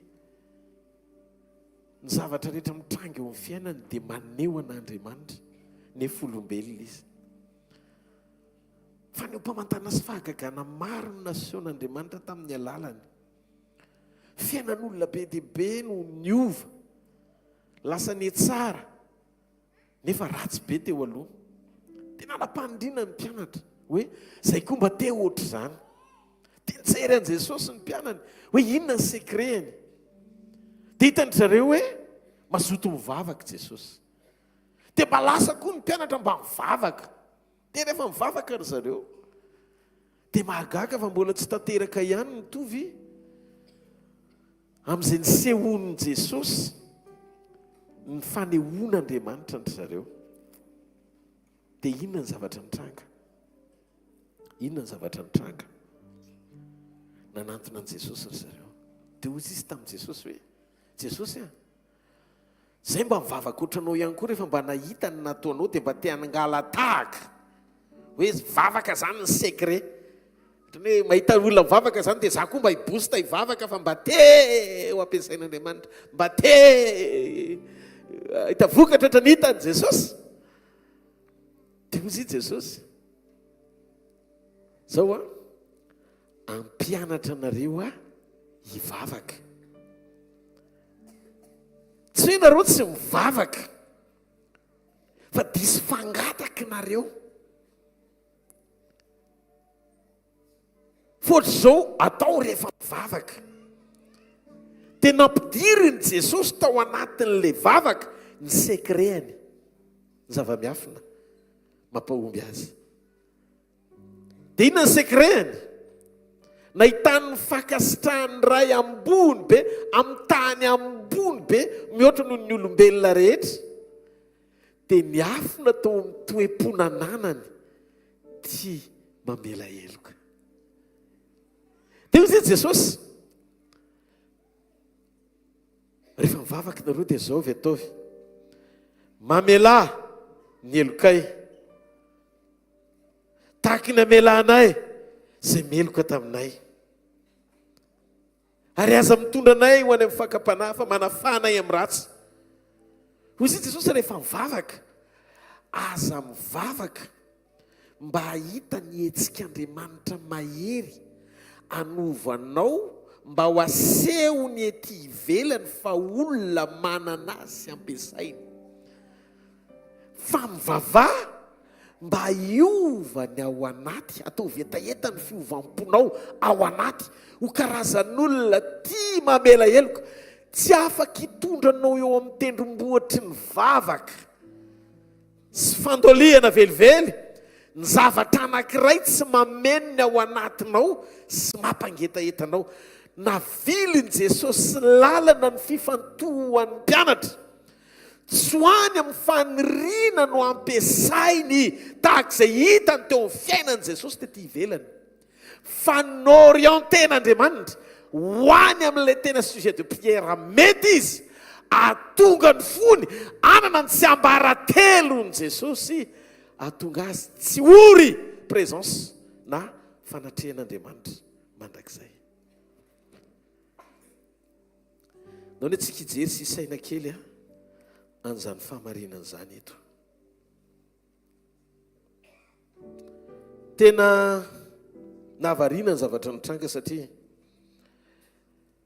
ny famelana omen'Andriamanitra antsika dia misy ifandraisana amin'ny famelan-keloka omentsika ny hafa ihany koa. Araka ny famelana ataontsika amin'ny hafa no amelany antsika, izany no voasoratra teo amin'ny 4:7 asainy fa rehefa ianao zay no manao andolo-po mandritry ny 20 taona dia tsy voavela heloka koa zany ianao mandritry ny 20 taona. Ianao zany zao raha tonga eto mila ny famelan-keloka avy amin'Andriamanitra dia mandidy ianao ny tenin'Andriamanitra amela ny hafa. Maro amintsika tsy misaina, tsy mihevitra fa miteraka sakana sy blocage amin'ny fiainantsika ny tsy fahaizantsika mamela tsara ny manodidina antsika. Mila manao exercice natoe-po ianao raha te hisitraka double portion mpakasitrahana avy amin'Andriamanitra. Sahala amin'ny hoe ohatry mikatso zany ny zavatra rehetra kanefa to mitoe-ponao tsy namela heloka no sy mitahiry lolo-po mahatonga an'ilay problème tsy tena nahatonga ny olanao ny vahatsara indraindray.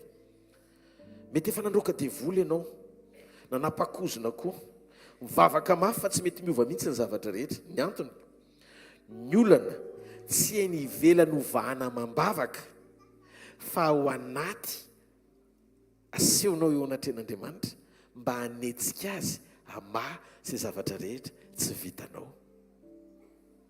Averiko, ny olana avy ao anatinao no mila mivaha fa tsy ny eny ivelany no hiazakazahanao ovahana amambavaka. Maika erisika ny ijoro amin'ny anaran'i Jesosy oka ivahany olana, amin'ny anaran'i Jesosy oka isokatra ny lalam-piainako, amin'ny anaran'i Jesosy oka isy fahasambarana aminay menakavy.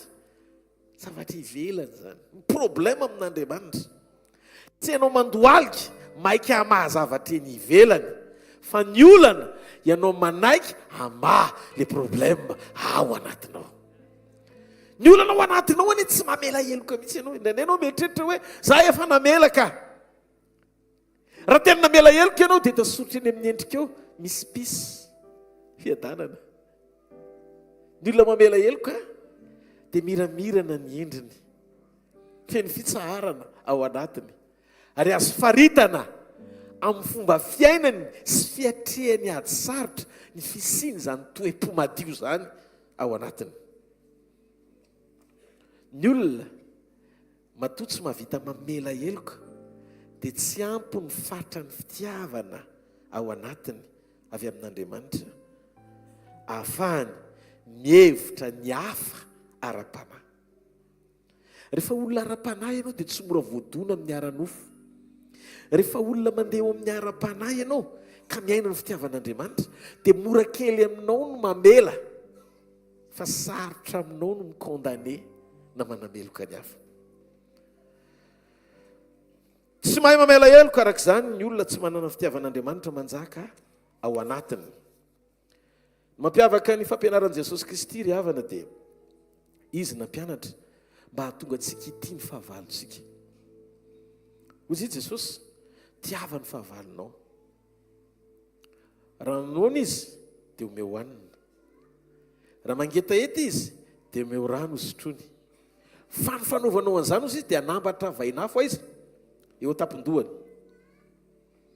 Marina dia zao mora amintsika ny mamela ny olona tiantsika, ankonana, manodidina, satria manakaiky ny fotsika fa sarotra oantsika ny mamela zay olona fatatsika fa makala atsika manomboka sarotra ny fandeha amin'ny fandidina sy ny toedra raha rehefa fantatrao fa tena makala anao le olona ary indrindraindrindra mbola eo mpanovana ny asany izy fa ny zavatra tsy vitanao mihitsy ny mamela ny olona zay mitsangako fahavalo fa ozy Jesosy lay tsy vitanao maolona io mihitsy ny takiny ho fiainana mba hisehoany fahatsarany avy ao anatinao satria ny fanananao an' Jesosy dia manomela endrika tsy hanananao eo amin'ny nofo fa hisehoany eo amin'ny nofo amin'ny alalan'ny fisinao eto an-tany maneo fa ianao io dia karazan'olona anankiray afaka amela na ny fahavalonao azy tsika ane eto ambony tany dia fitaovana sy fanosona anankiray aneo an'i Kristy marina sa tsy marina ary mila fatatsika zao rehefa mijoro paka ala ny olona anankiray dia manjary mpiatsara velatsy manjary mpiatsara velatsy ny toetra ao amin'ny langa sy ny fitaka ny toe-panahany ny fahotana dia mitombo avy amin'ny fahakalana satria ny matoy ianao mankahala dia tsy maintsy ny eloava ny otro-po zay midiky fa anisan'ny seza fiandrianan'ny satana sy toerana mahatamana azy ao anatin'ny olona ny lolo-po sy ny otro-po ary zay no miteraka fankahalana rehefa avy eo ny olona rehefa be otro-po na hoe olona manana rancune ao anatiny dia tsy mandresy ny fakapanahy zany satria efa manaiky sady izy sy mampandoalika ny fiainany eo ambany fifehezany fanahy ny fankahalana zay mahatonga amin'ny fankahalana mahazaka anao renao mihitsy fa mbola sarotra ho anao no amela eloka ny amotsitra tsara ny afo ny amela ny fahadisoa zay nanao ratsy taminao kanefa Andriamanitra dia nilaza ao amin'ny Mateo 5:4-5 fa raha mamela ny fahadisoa ny olona ianareo dia amela anareo koa ny rainareo zay ny an-danitra fa raha tsy mamela ny fahadisoa ny olona ianareo dia tsy amela ny fahadisoanareo ny rainareo zay ny an-danitra midika fa misy fifamantorany amin'ny fahaizanao mamela ny amin'ny tsoran'Andriamanitra anao be dia be ny olona manadino an'ity fahamarinana ity mieritreritra izy fa rehefa an' Jesosy dia voavela eloka sy voasarona amin'ny fahotany ary tonga dia d'office ho azy ny fiainana mandrakizay ny fisian'i Jesosy eo anatinao dia efa ahafahanao mifandray amin'ny famonjena disponible ho anao ny famonjena natsangana ho zanany ianao na velany eloka ianao rehefa vita fibebahana ary zay famitsorana ianao zay dia anovany ianao ho fantsona azo ny ampiasaina amela ny hafa zany hoe te amotsitra sy amela ny hafa amin'ny alalan'ny famitsoranao Andriamanitra zay le fiara-miasa amin'i Jesosy tsy marety eka ao an'Andriamanitra noho izany aza mieritreritra hoe voavela eloka nefa misy olona anankiray azoninao ao anatinao mandraka androany 4 taona lasa zay androany maiza manadino ny lasa fanao zava-baovao Andriamanitra averiko maiza manadino ny lasa fa hanao zava-baovao Andriamanitra indraindray mahatonga an'le manodidina antsika tsy tafavoaka mihitsy na hoentina mambavaka azy pastera anao ampirisianao hitondra mambavaka azy mba hatonga azy ho afaka nefa ianao ny tian'Andriamanitra adio fo mba hanafahan'Andriamanitra azy asadiny ny Joba 2:27 anafaka ny olomeloko izy ary mifadiova ny tananao no amonjena azy misy ny responsabilité na ndraikitra takian'Andriamanitra aminao ny fahafahanao ampiasa ny fonao amela mba hahafahan'Andriamanitra mba nafaka ny hafa ary io ny fanalahidy ny fakasitrana voeny hitaka ato anaty baiboly ao anaty fiombonana amin'Andriamanitra tsy misy akoatra ny fahadiova-po halleloia ataovy amen moa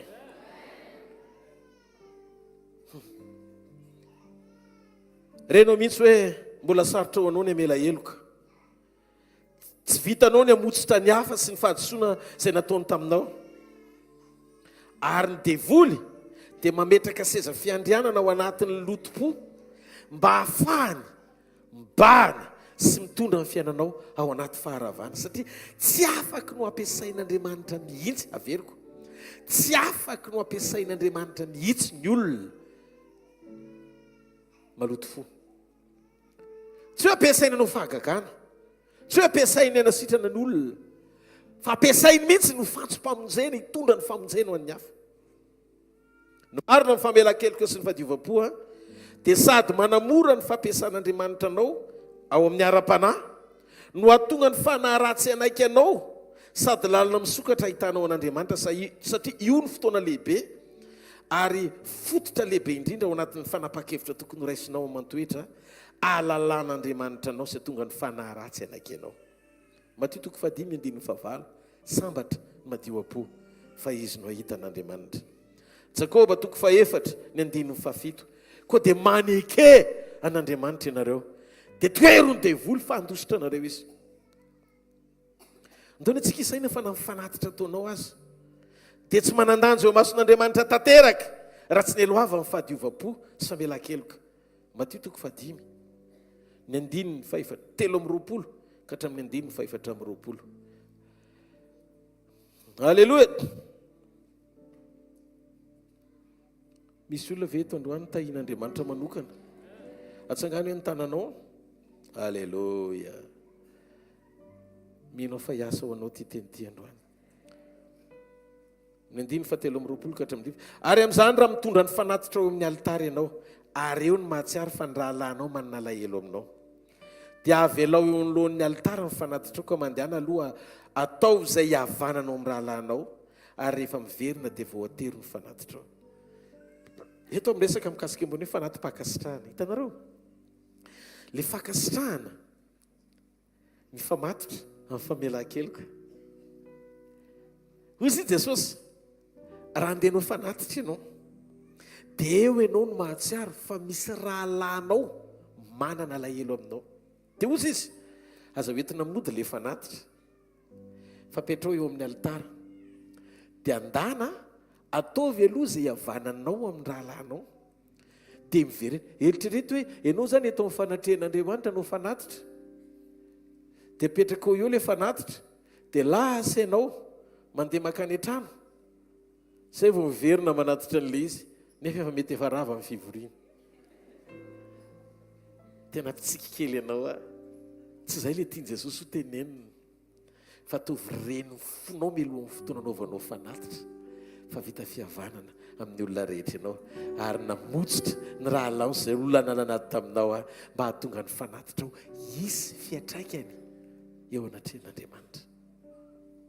Dia enoy amin'izay, tsy mainka amin'ny fanatitra Andriamanitra fa manome lanja ny fanatitra rehefa tanteraka ny famela-keloka sy ny fihavananao amin'ny rahalahinao. Misy fotoana ny toem-pinoa tsy tanteraka sady mavesatra, izany mahatonga ny asan'Andriamanitra tsy tena mahomby ara-panahy, satria ny fanahy masina sy ny fanosorana lasa omenao tsiny rehefa tsy mamaly loatra anao tsony Andriamanitra amin'ny zavatra sasasasany. Ny antony satria tsy mba nandiny-teny ianao hoe nieloavan'ny fahadiova-po ve, nieloavan'ny famela-keloka ve ny zavatra rehetra izay ataonao sy aniran'Andriamanitra anao. Zany no antony tsy maintsy tokanana sy andiny teny aloha mialohan'ny asan'Andriamanitra sy ny fanompoana rehetra izay ataonao. Ndreo misy nofo miazona anao amina toe-po maloto sy zavatra mbola tsy vita fibebahana tsara, manjary mamily lalana, zay le lazaiko teto, mamily lalana na ny afatra izay torianao azy, izay zavatra mbola tsy hiaina anao, dia tsy afaka amporisianao ny hafa mba ho tonga fiainany. Lasa mora tafotoana amin'ny fahamarina satria tsy ampifandiny tena sy fibebahana marina amin'Andriamanitra. Dia hozy izy ny Luka 4:20, Jesosy nilaza, Petera, za mahita ny Satana mikororoka amin'ny fiainao tahaka ny fikororoka ny akofa. Zany efa mivavaka ho anao, ozy Jesosy mba tsy ho levona ny finoanao, ary rehefa avy mibebaka ianao voandana mampahery. Eritrereto raha tsy vita fibebahana zany Petera, fa mbola manana motivation na hetsika ao ara-nofo izy eo ampitoriana ny tenin'Andriamanitra. Mety ova ny message na ny afatrany, fa tsy mifanaraka amin'ny zavatra tian'Andriamanitra ho ampitainy. Ny afatra tena izy zany dia afatra ahoriny fibebahana marina, fa tsy ahoriny fahatakarana tenin'Andriamanitra. Noho izany le izy tsy ny fahamaizanao anovo sy alalan'Andriamanitra, fa ny fanekenao ho vain'Andriamanitra mba ho mpitondra afatra marina. Raha mbola tsy vita fibebahana fa velona eo amin'ny nofo, ny tanjoko, ny ampiroborobo ny fanjakan'Andriamanitra eto an-tany fotsiny, fa tsy anangana amin'ny fanjakan'Andriamanitra sy anomana amin'ny fanjakan'Andriamanitra eo na mpapakatra ianao ny ilay fanjakan'Andriamanitra homaniny fiangonana dia jereo ilay motivation afaka mirehitra be tsika eo anatin'ny fotoana fohy satria ny teniko eto amin'ny altara dia teny mpanentanana anao aranofo ampanantenanao ny zavatra rehetra raha tsy manao an'izao ianao dia tsy mahazo an'izao raha tsy manao tsy izay le izy ato amin'ity fanjakany ity fono ampitenenina fa tsy ny atao eto voamarina tsara fa manao fanaritra ny ilay olona fa ny tena ao am-pony Jesosy aloha voay meloha amin'ny fanatitra fihavanana amin'ny rahalanao aloha ka inona mamaky an'Andriamanitra ny zavatra ataonao ve sa ny ao am-ponao eo ampanaovana an'ilay izy tsy aloha sady manao ianao misy vokany eo imason'Andriamanitra izy fiatrakeny amin'ny fiainam-pananao sy ny fananganana anao ny zavatra rehetra zay ampanaovin'Andriamanitra anao tokony isy impact amin'ny ara-pananao daholo ny zavatra rehetra zay ataonao zay impact ara-panahy zay tsy midika hoe hitanareo zany rehefa nanao an'izao izy dia lasa nazy promotion ohatr'izao tsy zay izay eto an-tany ihany fa le tena impact angeza be manaraka jereo ny olona rehetra mijoro vavolombelona teo ny tsisy olona gisitra ny ena ray ary amen mitandry ny olon-dreny ihany Andriamanitra miseho amin'ny fiainany ihany Andriamanitra amin'ny zavatra rehetra halleloja na tsy torintsika eto aza hoe manaova be dia hotahiny ianao amen fa rehefa vokatry ny fony mety manao mihoatra noho ny fanentananao izy rehefa resy lahatra rehefa tena hitany hoe ho an'Andriamanitra tokoa nanaovany an'izany ary amin'ny fotsisy fiatsaram-belatsia no iainanao anaty fahamarinana eo am-panantanterana ny fanompona miaraka tsy maharety ho an'Andriamanitra halleloja atsangany an-tanan'izay mandray hoe mihaino anareo Hebreo 4:12 rehefa ny fonao no mora maloto dia sarotra ho anao na ny andray ny fahamarinan'ny tenin'Andriamanitra azy satria raha tokony ho fahamarinana mamboatra anao ilay izy dia tonga teny manafitohana anao tena sarobidy ny fanekenao isan'ny olona manana fiainana feno fahadiova-po sy famelan-keloka satria manamora ny fahafahan'ny tenin'Andriamanitra miasa ilay izy ao anatinao sady manamora ny fahafahan'Andriamanitra mampiasa anao ihany koa ny olona rehefa tsy madio-po sy tsy mamela heloka dia mora mamaly faty manao otro-po ary mpiandry kendri-toana raha vao maloto ny fonao dia miandry kendri-toana fotsinao dia na zavatra tsara raha tsy voarainao tsony satria efa mihidiny ao anatinao misy olona zany be dia be vokatry toetra mora maloto fo io dia miandry kendri-toana sy miandry kendri-toana io satria tia maly faty foana ny ao anatin'ny fony vokatry ny ratra zay iainany dia tadidio tsy afaka tena mivelatra izy ny aina ao anaty fiadanam-po mahita ny fahatsaran'Andriamanitra sy ny fahasoavany evero zao tsisy devolo mafy be zany fa olona tsy makatoa an'Andriamanitra misy averiko tsy misy olona anankiray ka tsy vitan'Andriamanitra ny anamarina sy anapirofo ny fisian'Andriamanitra ny fiainan'ny olona io rehefa mety amin'ny olona io ka tanteraka amin'Andriamanitra ny toepony tsisy devolo mafy be zany fa olona tsy makatoa an'Andriamanitra ny misy olona mavesatra ao anaty fahalotom-po sy mitahiry seza fiandrianan'ny Satana ao anatiny mavesatra eo am-panimporan'Andriamanitra satria azony ny devoly aranofo tsy sokatra mihitsy ao anaty fifaliana sy fiadanana ny fiainany ao anatin'ny toepo tsy mamela heloka sarotra ho an'ny devoly ny andrava sy andresy olombavaka feno fahadiova-po sy tia mamela heloka anday ohatra anankiroa amin'izay amin'ireo olona nahazo anjarandroa mpakasitrahana avy amin'Andriamanitra ary hitako hoe niavaka reto mpanompon'Andriamanitra reto satria ny porofon'Andriamanitra mihitsy ny hoe omeko mihoatra izy Josefa ny anankiray dia Joba ny anankiray Josefa nanday teny faminaniana izy na vision hitantsika zany bokyny Genesis raha ovakitsika le teny somary lavalava ihany fa alao jerentsika ao amin'ny Genesis 5:7 ny 9 ka hatramin'ny 9 ihany no vakiko 45 4-5 inaran Jesosy aroa Josefa tamin'ny rahalahiny avy manantona ianareo dia nanantony ireo aroa Josefa zany Josefa rahalahinareo le namidinareo andevo tany Egypta ary ankehitriny aza malahelo natezitra amin'ny teninareo no nivarotanareo ao aty fa hamonjy aina no nampandehanan'Andriamanitra ialohanareo aty.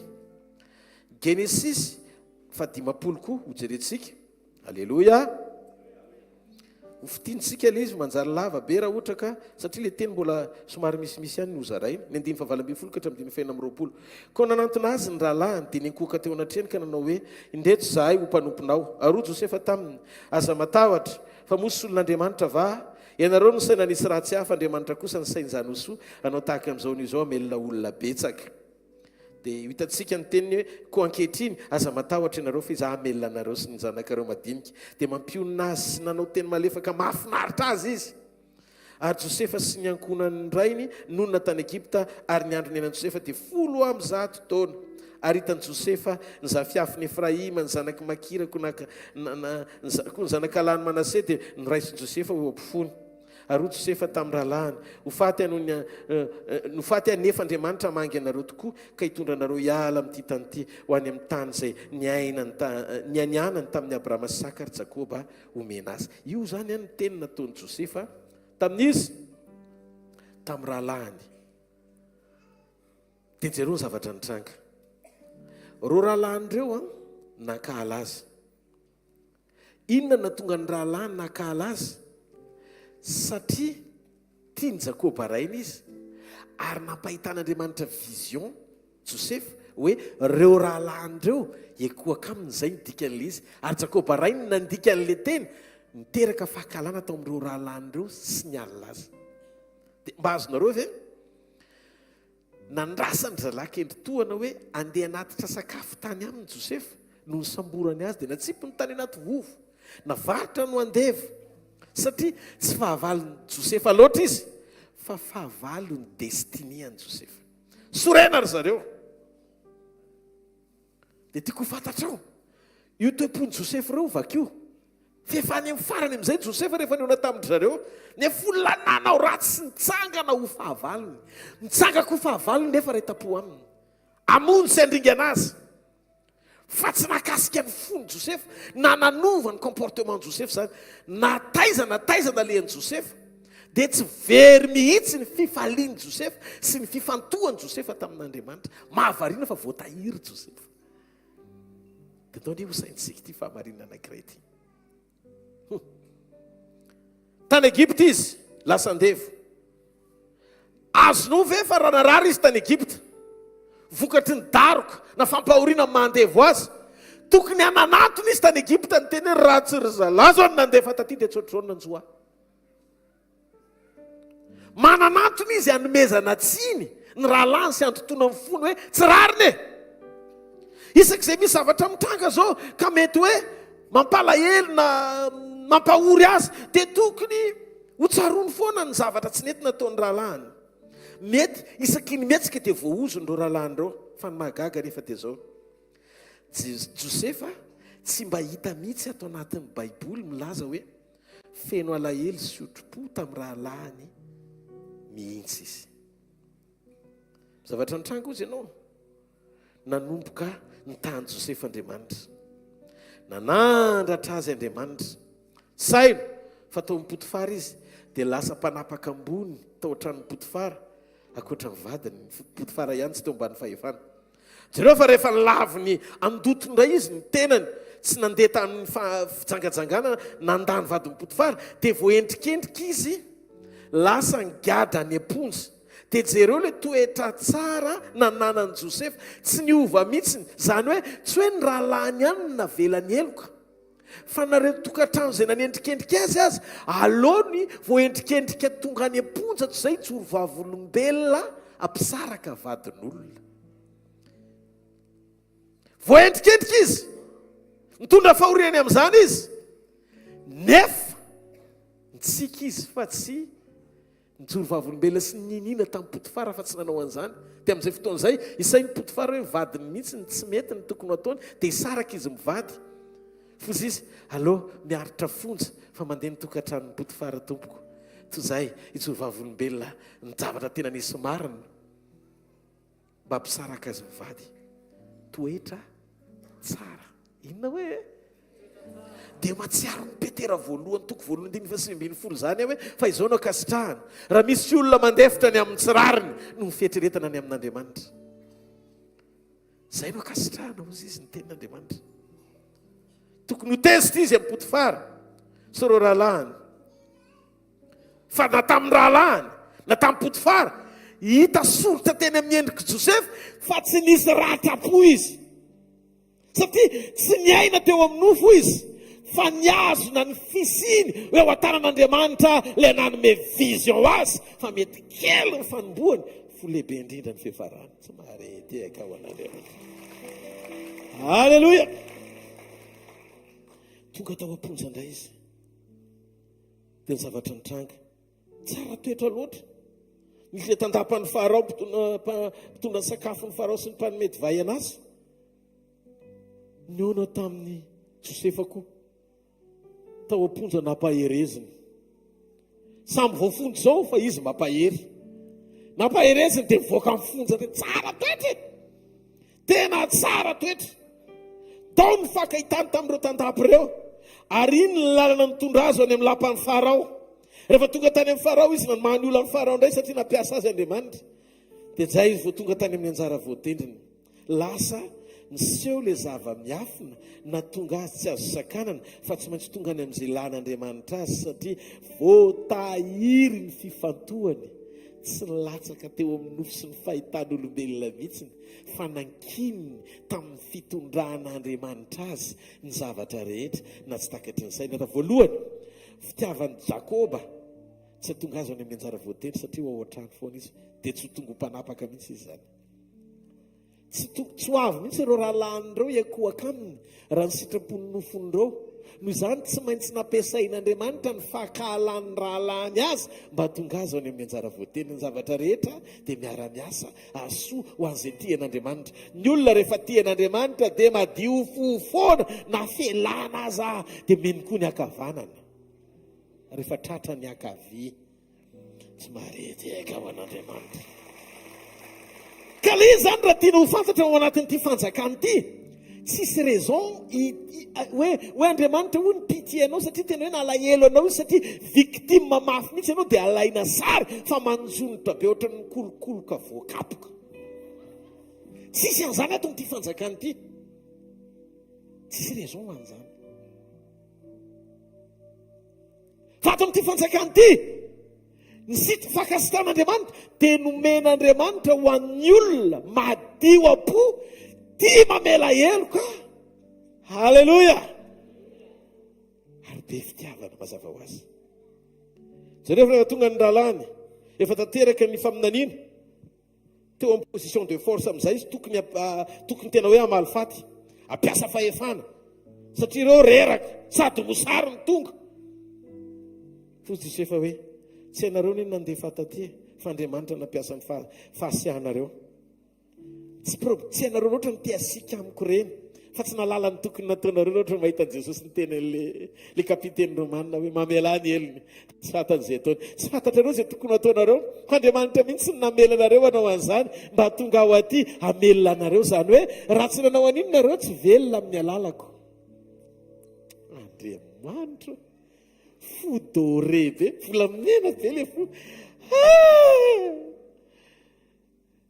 Tsy hitanareo ve zany toe-po zany tena zany le fiainana kristianina. Dia jereo nomeny sakafo ireo nokarakaraina,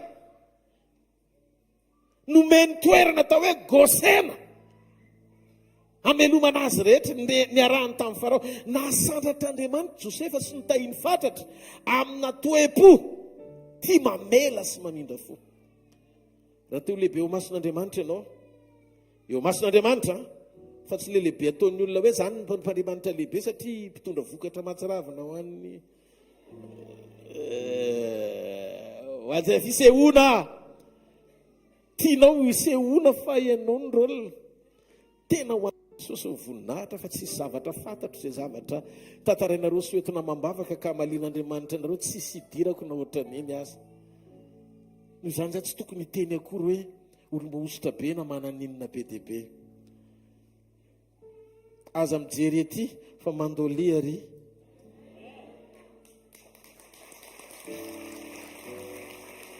asivitiaka mafy ihany ao an'Andriamanitra. Karaha tianao Andriamanitra hitany fahalebiazanao ao aminy, manombomy tia ny fahavalonao. Raha ratsy nataony taminao dia valiosoa izy fa ombanao amin'izany Andriamanitra. Zany mampianatra Jesosy atsika. Zany ho Jesosy ny lalan'ny olona fa mpianatra ianareo. Kenao raha ohatra ka miteny hoe za disciple an' Jesosy, za disciple an' Jesosy, nefa voadonan'ny olona fotsiny kitroketrina hoe ny lalankely dia miteny ratsy ianao. Tsy disciple zany ianao.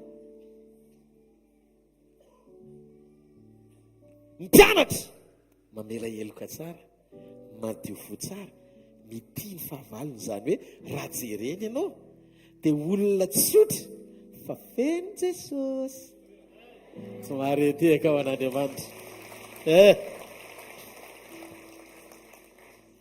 Mafantatrareo ve raha ohatra ka hoe tonga teo amin'ny toerana izy ka namaly faty ohatra, inona moa mahasamy hafa azy amin'ny Amana tamin'ny Aserosy mpanjaka? I Amana lehibe feno fahakalana tao amin'ny lapa tao, isaky ny metsika gardien kely etsam-bavahady etsy foana ny lany kisa atao hoe Mordekay. Maloto fody io sisy Andriamanitra hoe soloko ianao. Ain'Andriamanitra zany no manongana olona anankiray raha tsy fanahy eo ambony toerana sy fanapahana, fa mampitan'izay olona tian'Andriamanitra ampitoerana eo amin'ilay fanapahana mba hatateraka ny sitrapony. Raha nanao tsy nety zany Josefa, ka hoe rehefa tonga tany amin'ny pouvoir amin'izay izy dia nanomboka mizihatra ny fony dia nanao izay fomba izy amelezana ny rahalandro mifolo. Nahongan'Andriamanitra teo satria tsy tanteraka ny programan'Andriamanitra. Ny tiany Jesosy raha namiasany tsy Josefa fa ny fony. Ny fony Josefa tokony hanapaka sy fero rahalany, fa jereo ny zavatra ny tano lasa mpanompony izy rehetra. Ny teniny eto tao amin'ny bokin'ny Genesis dia hoe ary lasa izy nanao teny mahafinaritra azy. Nareo ve mba mieritreritra zany? Olona namarotra anao andevo, olona nanilika anao teo amin'ny fiarahamonina, tena nanao izay amin'ny fonany ainao, ianao indray no milatsaka indray dia manao teny mahafinaritra. Ampionina ny fony ny atongavako aty amelona anareo. Aza matahotra amby Robena, aza matahotra Robena, aza matahotra ihany, aza matahotra fa ny atongavako aty amelona anareo kony Jereo masina akaikinao, toetra tsara. Avereno, toetra tsara. Hitanareo maro-panehoana ny fahalebiazana dia ianao manam-pahefana be ohatran'ny Josefa, nefa ianao no midy no mpanompony izy rehetra. Tanao ilay concept nanondro an'i Kristy teo amin'ny fiainan'i Josefa, fiainan'i Jesosy, ilay fiainan'i Josefa. Alleluia! Zany mahatonga ny fotoana nitsofan'i Jakoba rano an'i Josefa zanany. Lehibe kokoa nitsodran'i Josefa no nitsodran'ny mpiray-tampo taminy. Izy nahazo hoe mpiandrin'i Israely Josefa, ary izy koa nahazo hoe vatolampy. Manondro an'i Jesosy Kristy satria tia ny fahavalony izy, mikarakara an'ireo izy. Dia jereo fa nasandratr'Andriamanitra ao ambony lavitra noho ny rahalany rehetra izy. Jereo fa ny rahalany eto amin'izay ilay double portion tsy nanana taranaka afa-tsy raha ihany. Ohatra ny taranaky Levy, ny taranaky Jakoba, ny taranaky iza moa izy ity Robena, ny taranaky Isakara, tribu raha ihany isaky ny Israely. Fa ny Josefa nomen'Andriamanitra tribu anankiroa, taranaka anankiroa, Manase sy Efraima, double portion. Jereo vao anaty Baiboly. Zara roa ny taranaky Jakoba dia taranaky Manase sy Efraima. Fa nakoatr'izay taranaka ray daholo avy amin'ny linéan'ny Jody iny, avy amin'ny linéan'ny Anina iny, rairay avy eo amin'izy 120, fa ny Josefa zavatra anankiray nampiavaka azy, anjarany roa amin'ny taranaka satria nety tamin'Andriamanitra loatra izy. Tsy marety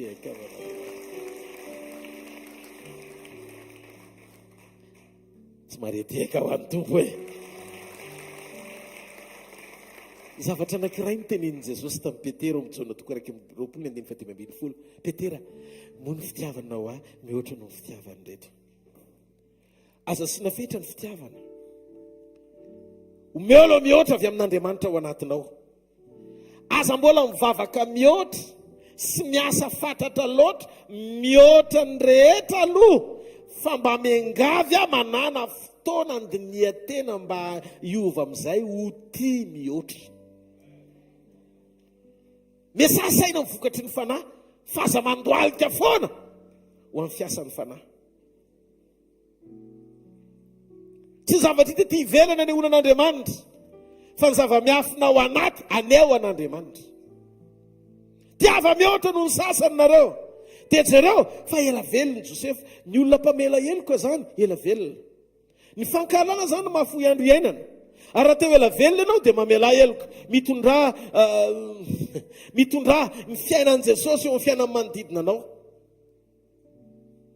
Ny olona koa rehefa tsy mamela heloka marary vavony matetika satria ny raha vao ohatra ianao zany ka tsy mamela heloka dia manana vesatra ao anatin'ny fonao, dia zay le mahatonga an'ilay fitentsika malagasy hoe le tsy famelan-keloka zany tsy sakafo noho izany tsy azony vavony le voniny, dia zay mahatonga an'ilay miteny hoe tsy levony vavoniko. Tsy mamela heloka.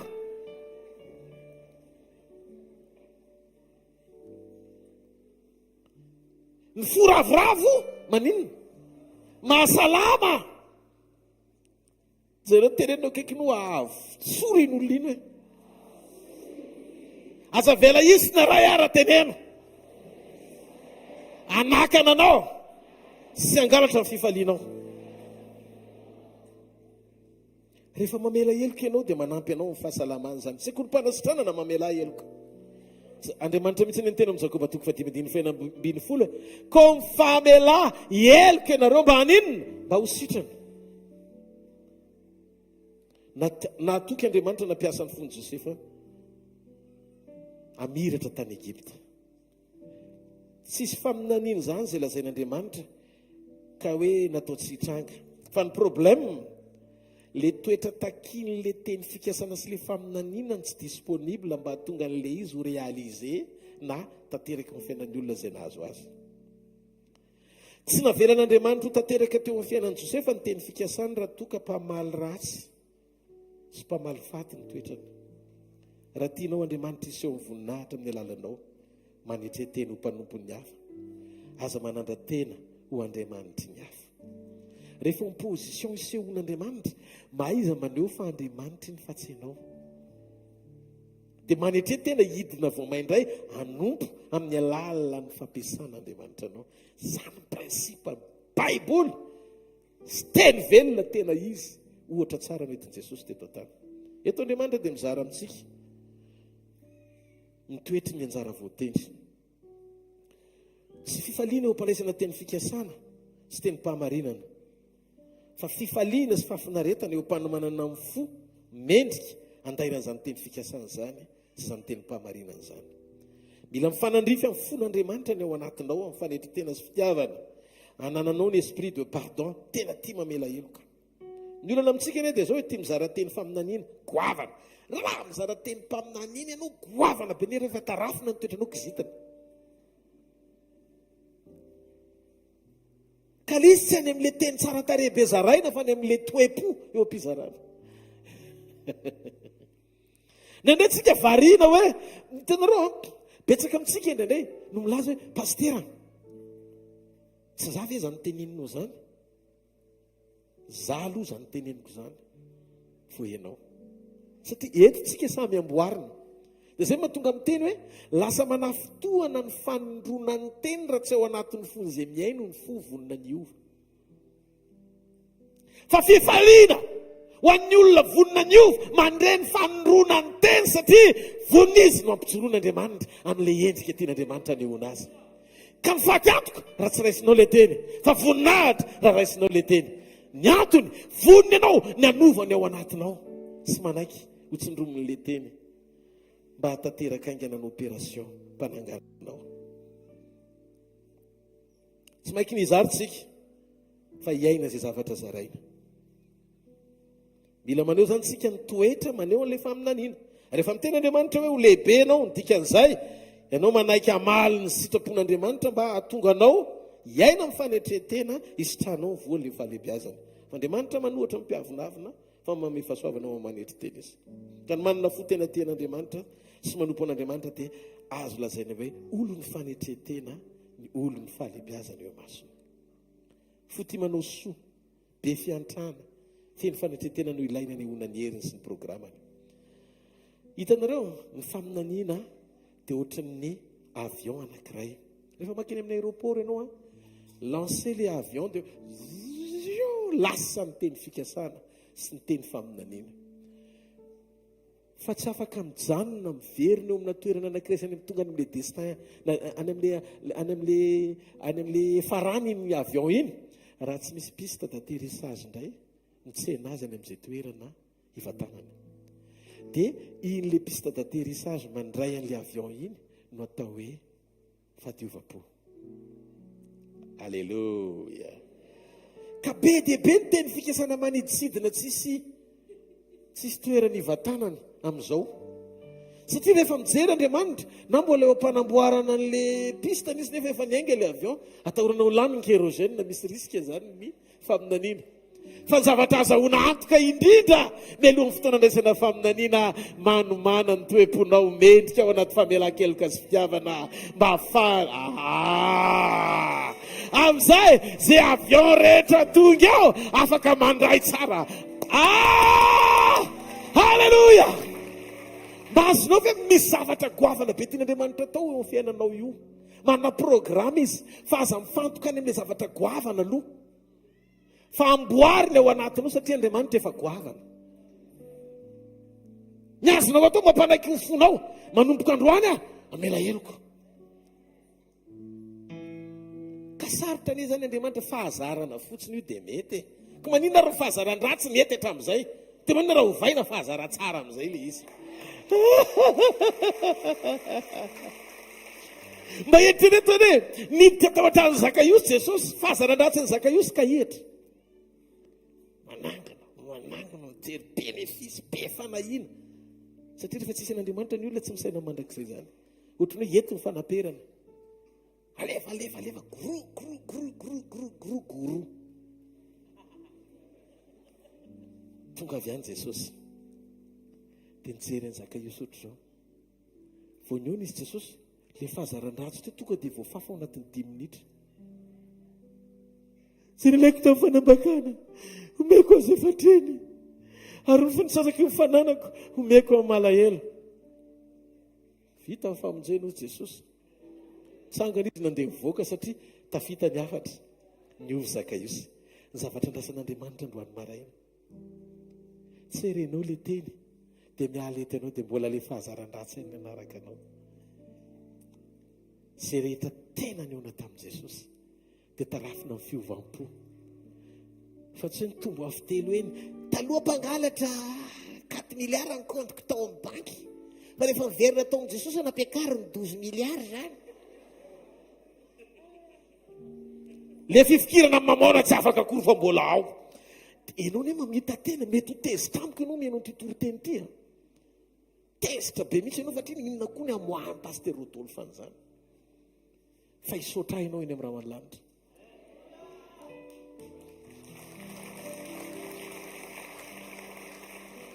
Ny antony dia tsotra, natongavan'i Jesosy tsy tonga dia mibosta maly ny nofinao aloha amin'izay teta sy faniriana lalina ilanao azy. Zay mahatonga amin'ny filazantsara tsy tokony orona ampindrika ny olona eto an-tany fa ampiandrandra ny olona ny lanitra. Tsare tehaka ho an'Andriamanitra. Ampiandrandra an'Andriamanitra. Ny mandrakizay aloha. Rava ny teo an-tanan'i Zakaiosy. Ny sasaky ny fananana very, ny apahefa ny lasa, ny avy efatra ny lasa, ny sasaky ny apahefa ny sisa. Fosy Zakaiosy tsy maninona. Tsy maninona. Fa laoko foana miombona amin'Andriamanitra. Tsy izay manambe farahana alahelo sy very mandrakizay. Halleluja. Mila mamotsitra ianao, mamela tsara ianao. Ataovy amen. Ao amin'i Jesosy Kristy dia tsy misy antony hanomezana rariny ianao ankala sy iainao anaty fahasiahana na fahatezerana izany. Vao manomboka mitrangy izany dia tadidio fa tsy ao Jesosy. Tsy mananjo mihitsy tsy kitoetra maharitra ao anatin'ny fahakalana sy lolom-po aman'olona izany.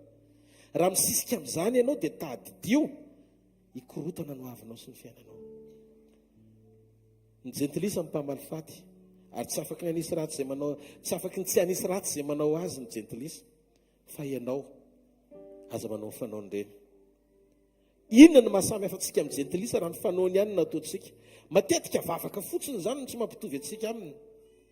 Fa rehefa mitoetra ohatra mbola pira kokoa reno satria ianao mahalala marina nefa tsy miaina, fa izy mety tsy mahalala no mamono ataony. Fa hitany devolany ny anaovana anao satria fantany fa olona mora manana folotika sy pakaly ianao dia mandefa foana izy fanafotoinana mba hazahoany ianao e. Noho izany mijoroa tsara ny zavatra goavana etra ataon'Andriamanitra dia ilana fogoavana.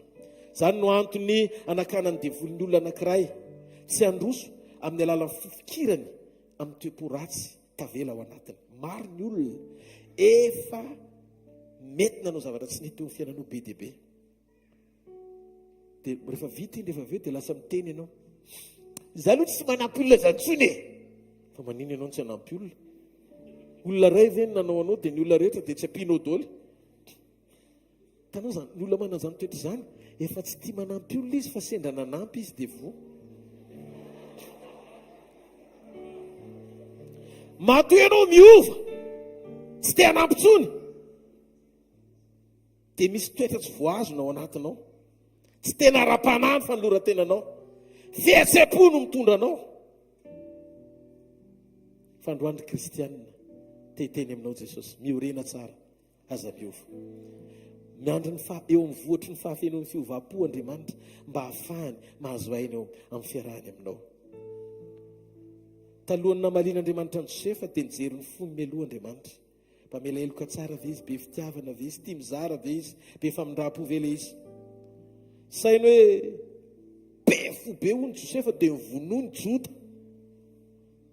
Izy Jesosy ve androany? Zany hoe mba adikiny fahadiovam-ponao androany misy taranaka mijoro raha pitso. Tsy mahareteka ao an'Andriamanitra. Amin'ny taranaky ny Jota ny tonga avy amin'ny Mesia. Raha sanatria ka nivonoa ny Levy dia izy any amoaka ny zanak'Israely tany Egypta. Mose zany taranaky Levy mandrona amin'ny tsilany izy raha namono any Levy, satria ao anatin'ny Levy zay anisany nandringana azy tany andalana any anefitra nanipy azy tao anaty lavaka nipoiran'ilay libérateur atao hoe Moïse. Tsara fo Josefa dia navela novely ireo mba ho tonga Jesosy, mba ho tonga Moïse, mba ho tonga ny zanak'Israely ho tafavoaka ny amin'ny fanandevozana, satria efa hitany meloha amin'ny fotoana fa tsy mandrak'izay ny zanak'Israely any Egypta. Dia hozy izy hoe zao izy maintsy ny rahalahany rehefa hialetinareo dia hoeto ny tolam-baliko, satria amin'ny fotoana ilanareo eto sy ny taranakareo dia mba hafaro zareo any ary. Dia jereo firy taona amampiripolo taona nefa 100 taona ty aoriana, 700 taona ty aoriana, mbola tsarona ny afatry ny olona madio fo ny epitatra any Moïse hoe hoeto ny tolam-balony Josefa. Raha misy ny zavatra tokony ho adino, mety peratra ao arandraindray rehefa maika ianao adino any an-trano. Tolam-balo efa milevinariva ny oloaranao. Fa tsy adinon'Andriamanitra tamin'ny farany, satria tsy any Egypta ny résurrection rehefa mivoaka amin'ny fasana Jesosy, fa tsy maintsy any Kanana. Dia hozy izy Andriamanitra tsy azo adino hatramin'ny farany ny olo mifahadiova-po, satria tsy memoara hoe dia 700 taona zany dia mbola ao anaty memoara ny taranaka amin'ny fandimby foana ny hitondrana ny tolam-baliny, satria tsy tokony hijanona any izy fa ho atsangana ny Kanana. Fa tsy eo indray ianao hoe ny tolam-baliny Josefa ny fahotana mamadika.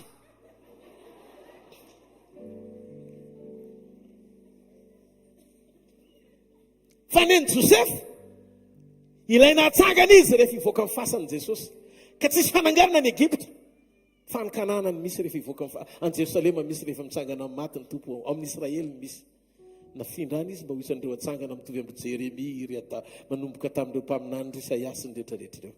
Tovy nitiafa mafy ao an'Andriamanitra. Ka tandremo fa ny fahakalana dia mety hiteraka sakana ao amin'ny planin'Andriamanitra. Tokony ho fantsona tsara ianao ao anaty famelan-keloka, ary ny famelan-keloka nazaonao anjarany roa amin'ny fankasitrahan'Andriamanitra. Atao amin'ity fanjakan'Andriamanitra ity ny atao hoe lehibe dia mpamela heloka sy mpanompon'izy rehetra. Zany lazain'i Jesosy. Tsy zany no nampianatra an'izany fa izy. Noho izany tsy ilaina ny mandany fotoana maneho ny tenanao ao mifanaraka amin'ny fomba ampiasan'Andriamanitra anao. Averiko indray mifakafizanao ny fampiasan'Andriamanitra anao dia tsy hampanety tenanao fa vao mahay ampirehitra midedadeda toy ny lasantsy ny orgueil kely efa mitady ho vaty lasa vao mahay mirehitra hoe zany ny rôle fa mialana fa rôle izy ianao rôle amin'inona mba honnête tsisy avy aminao any io naray Pasteur Rodolphe dia ahoana kosa zany ny aminay aza mihevitra ny tenao fa velao Andriamanitra hevitra anao fa izy aloha mijery fo melohany fotoana ampiasany Josefa namindra fo tamin'ny razambeny Mosesy atao hoe Levy dia rehefa mivoaka Mosesy dia nahatsiaro amin'izay hoe adiny Josefa asajanona tiany tolo ambaliny hoentiko ny tolanozy izy Mosesy ka ny olony famindram-podiny atao tsaroana mandrakariva nitoerany fitiavana dia voatahiry ny soanao rehetra. Andriamanitra tsy tianao raraka fa ianao ny mila mitoetra amin'ny fitiavana, mila mianatra mamela heloka sy mamindra fo. Avereny hoe mila mianatra mamela heloka sy mamindra fo. Faharoa Joba very vola, very fiainana, very ny fahasalamana, very akonana, very fananana, very ny rehetra koatra vadiny. Mitady fitiavany Joba tany amin'ny sakaizany, na tsy ny daholo sakaizany ireo hoe tamin'izy mbola tamin'izy mpanan-karena dia tout le monde est là quoi. Dia daholo ny rehetra. Fa rehefa nantra izy, tout le monde s'en va. Dia ozy izy hitady fity any amin'ny Elifazako. Dia hitady fity amin'izay izy zany. Voa zao dia ahoana ry zalahy? Tonga ry zareo ina ny filazantsara ny entiny. Mahatonga anao ohatr'izao dia satria mivadika tamin'Andriamanitra. Olona sady efa orona efa manino tena mampalahelo mbola latsainao. Tsisy fampaherezana, tsisy fitiavana. Kivy Joba. Efa reraka Joba ny mbola nampitrotraka indray ny sakaizany. Fanohanana no nolainy kanefa fitsarana no azony. Marary zany. Tsy tafitraka tsony Joba. Jereo nataon'Andriamanitra tamin'ny fananampy an'i Joba Andriamanitra. Nanitsy an'i Joba izy, namangy ireo sakaizany. Dia ozy izy rehefa niteny amin'izay Andriamanitra amin'ny Joba 2:7-8. Ahitra amin'izay fandrenesany sofra ihany nandrenesako anao fa amin'izao ny mahazoko mihitsy amin'izay ny mahita. Fona bebaka Joba. Dia ozy Andriamanitra, ny olona vita fibebahana, mavita mamela heloka. Andana makany amin'ireny baitaim-bavy reny ianao dia mivavao azy. Lefa tena nanao zavatra makarary tsy ny tian'Andriamanitra indray hoentina mambavaka. Atsangano ny tanao raha maheno ahy ianao. Dia mba fantatrareo ny sokajy tian'Andriamanitra ho hita zany tao am-pony Joba. Fo tena mamela 100%. À 100% le famelana. Vangin'Andriamanitra koa le sakaizany. Nareo no tsy nety tamin'ny Joba. Ny fanambaranareo diso fa ny Joba marina. Noho izany nitondrana fanatitra dia hoe tao amin'ny Joba. Dia ozy izy ny tenin'Andriamanitra ny andehany 7. Ary Andriamanitra namerina avroeny ny fananan Joba noho ny teo aloha indray. Satria nakasitraka azy izy. Taoriny inona? Taoriny famelan-keloka. Tanareo anjara androa mpakasitrahana. Aoriny famelan-keloka. Ka ny herin'i Joba voalohany dia mbola kely lavitra noho ny heriny faharoa taoriny famelan-keloka. Tsara izy intègre mahitsy. Tsara izy matahotra an'Andriamanitra fa tsy ampy ireo. Fa rehefa namela heloka izy, izay zavatra azony tamin'ny fahitsiana sy fatahorana an'Andriamanitra, nidobolen'Andriamanitra tamin'ny toe-po-pamelan-keloka. Noho izany, tsisy hirika elanao amin'ny famelan-keloka. Ohatra, na mpiara-manompo aminao, dia vinibinitra fotsiny ianao dia avelanao any ny fanahany satria tsy mifanaraka tamin'ny eritreritra ny zavatra nataony. Décision an'i Jesosy tokoa ve zany aloha? Zany mahita olona tokony manafotoana ary tokony efa nesoron' Jesosy dia ela be. Jodasy ny anarana fa nanaraka teny any izy. Izy ny tsy niovana natonga azy very fa Jesosy tsy nanay.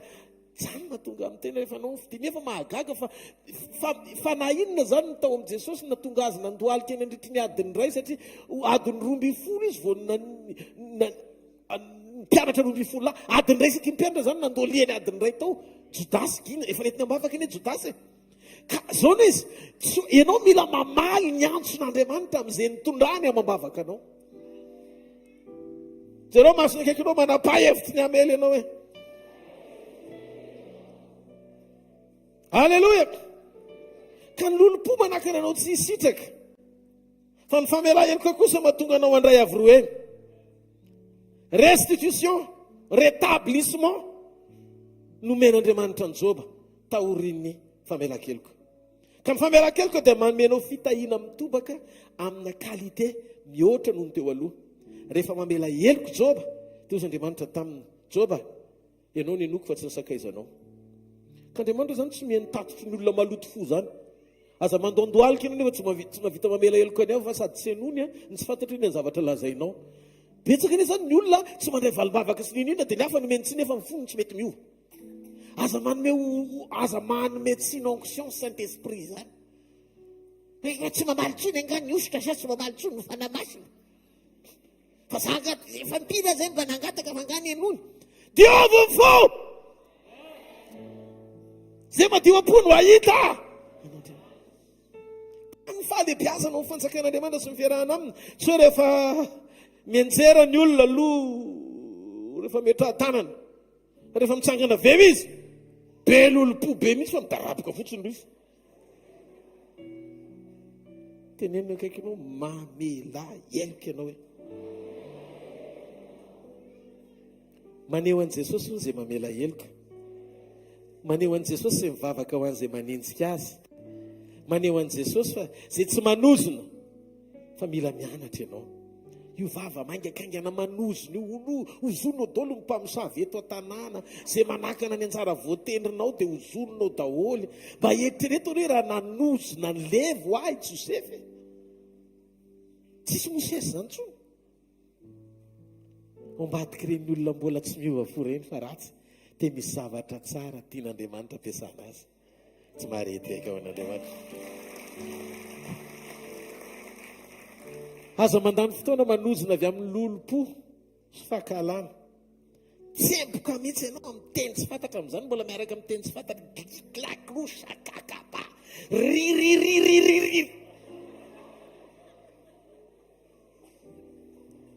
Io mpamosavina ny ohatra anao io tsy tafavoaka ny lavarangana. Mamma mia.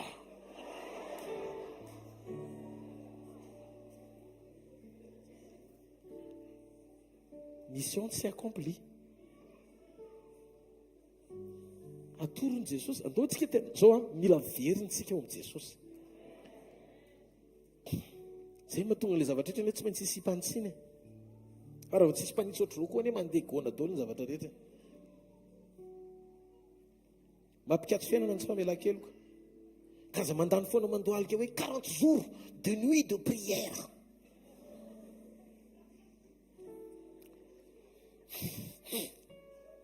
Tompo, ao anatin'izao tsy finanankaniko zao fa fanina mihitsy ny masoko. Mila fiovana, mila fiovana. Ositra.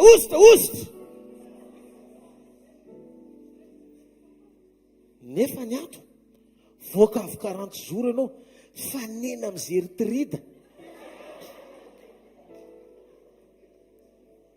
Jery trida amin'io, nanatsato kantsy ny zanakao, efa 3 taona lasa zay dia matiny ny zanakao.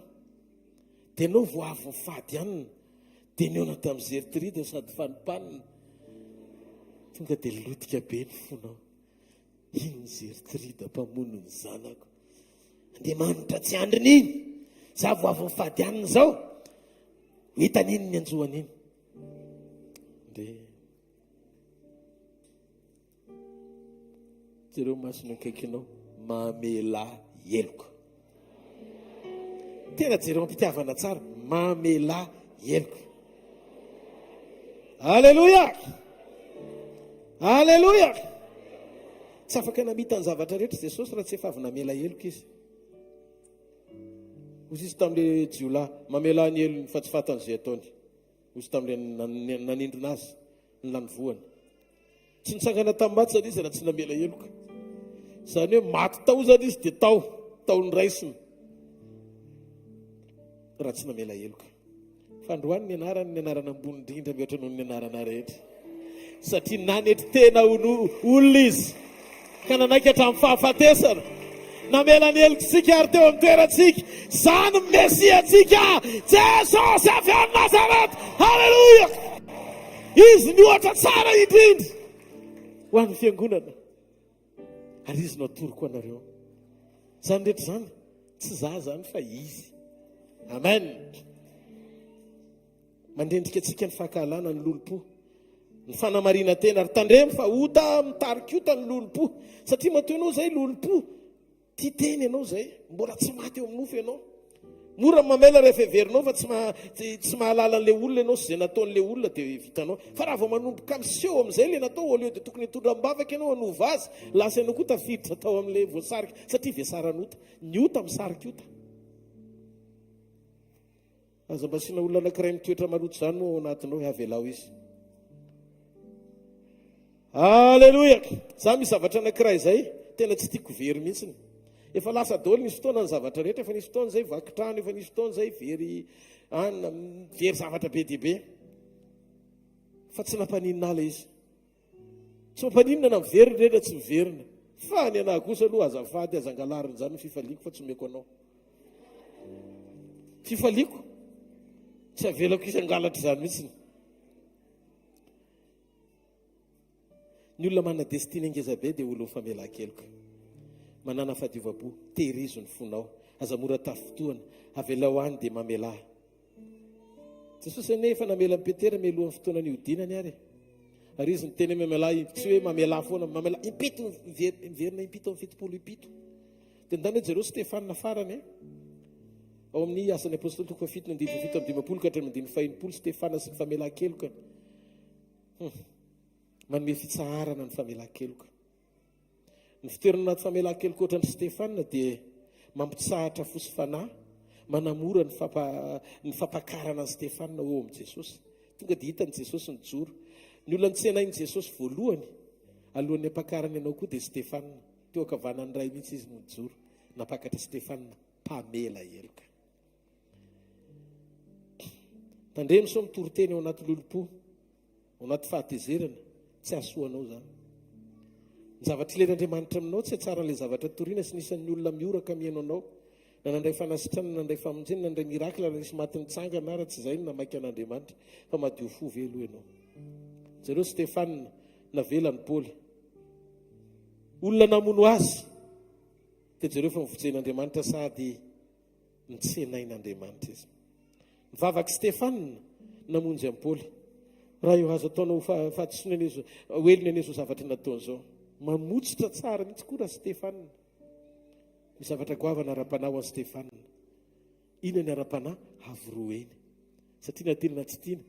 Tokony ho asa ataon'i Stefana ny nataon'i Paoly ireny raha tsy maty izy. Fa raha misy fombiazan'i Paoly tao ministerany dia vokatry ny famelan'i Stefana azy. Stefana no? Ianao ny teniko Stefana io dia ino tsara ty afatra ty. Stefana no? Ianao zay.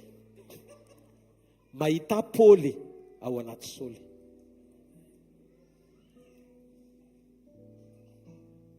Andaso, ianao ia? Ianao e. Misy miketrona fa ho azavaiko kely. Stefana no? Mahita Paoly ao anaty Saoly. Saoly le nanenjika kristianina. Paoly le novay no apôstôly teo amin'ny lalany Damaskosy. Olona ray ihany fa anarana roa samihafa. Saoly izy nampitora-bato ny Stefana, fa Paoly izy nanohy ny asan'i Stefana. Saika tsy nitohy ny asan'i Stefana raha tsy nahita Paoly tao anaty Saoly nampitora-bato azy. Stefana.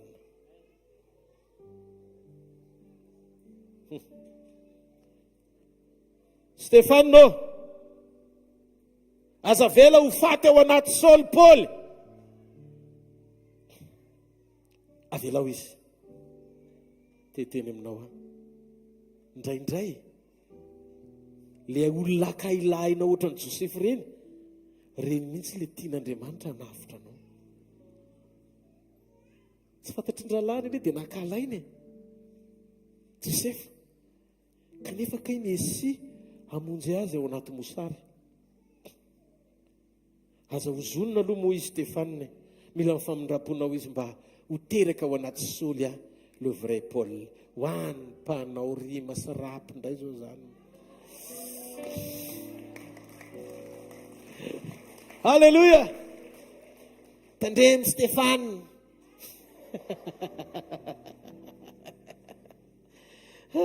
Halleluja! Tsy hoe manao ratsy izy dia valinao ratsy. Mety olona goavana le olona ratsy androany, fa omeo lalana ny anovana azy amin'ny famindram-po ao anatinao. Tena marina fompamindram-pon'Andriamanitra ampiasainy ao anatinao ny mampanompon'Andriamanitra anao. Zay. Tsika tia tanina maveo any tompo e. Aloha janoko hatreo amady. Firanondra sy lahatra androany fa nandray teny fiainana izy. Tena avy amin'ny fony manontolo. Azonao ve ilay zavatra tenen'Andriamanitra androany? Ataova ohatr'izao ny fonao, avelako ny heliny, avelako ny heliny. Halleluja. Tsangana ary aloha e. Alohan'ny fandraisana sady hoeto le mofo. Amen. Oh foko, oh foko, aleko ihany ianao mba adio zany foko zany. Oh foko, tsy anatsiny ane ianao zany foko zany. Feno loatra ianao, mararirary ny aina, feno loatra ianao dia mitsitra tonitany karakay. Feno loatra ianao ka mararirary ny aina, feno loatra ianao ka mitsitra tonitany karakay. Tsy ho tany karakaina, tsy ho tany karakaina, tsy ho tany karakaina fa mba hiboiboika ny ranonay. No mavana fompampihavana, mavamaivane, mavamaivana. Oh foko, aneko ihany ianao mba adio zany foko zany. Tsika rehetra. Oh foko, tsy anatsiny ane ianao zany foko zany. Misy andoatra ianao, mararirary ny aina, misy ianao ka mitritra tonitany karakay. Misy andoatra ianao ka mararirary ny aina, misy andoatra ianao ka mitritra tonitany karakay. Tsy ho tany karakaina, tsy ho tany karakaina, tsy ho tany karakaina fa miboiboika ny ranonay. Tsy ho tany karakaina, tsy ho tany karakaina, tsy ho tany karakaina mba hiboiboika ny ranonay. Mavamavana fompampihavana, maivamaivane, maivamaivana. Halleluja.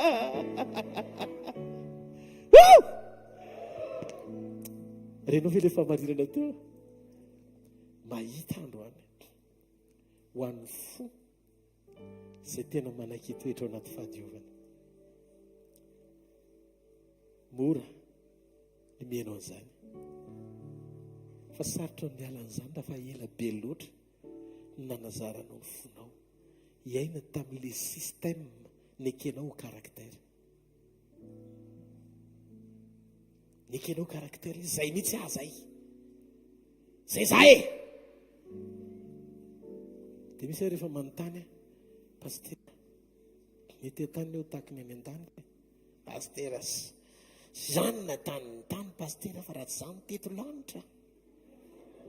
Dia zany avaliko azy, pastera ny ety an-tany ane ka ho tahaka ny any an-danitra. Raha tiantsika no any amin'izay toerana misy an'i Jesosy, dia mila mizatra tsika ny iaina tahaka an'i Jesosy. Miaina ny fiainany dia ny eto an-tany. Tsy possible mihitsy ny olona tiary daroka akafy slow. Mozika ndresako. Zatra izy an'ilay gidragidra. Tsy maintsy hovana fotra ny andry ira aloha.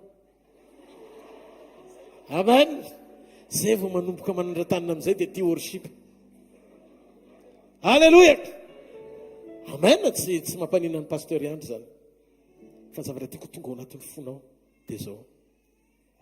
Raha hiala etsika ka tsy miomana ianao tena tsy ampetsara bela tsy iaina amin'ny fiainan'i Jesosy dia tsy tamany ianao tonga any satria ny any olo masina daholo any fiainana mahafinaritra any tsisy tomany any tsisy gidragidra any tsisy fahakalana any toerana iainan'ny olona mahay mamela heloka sy tia mamindra fo satria zany ny lehibe antsika any ary zany mbola lehibe antsika mandrakandroany mahafaly ahy manolotra anareo an Jesosy Kristy avy any Nazareta.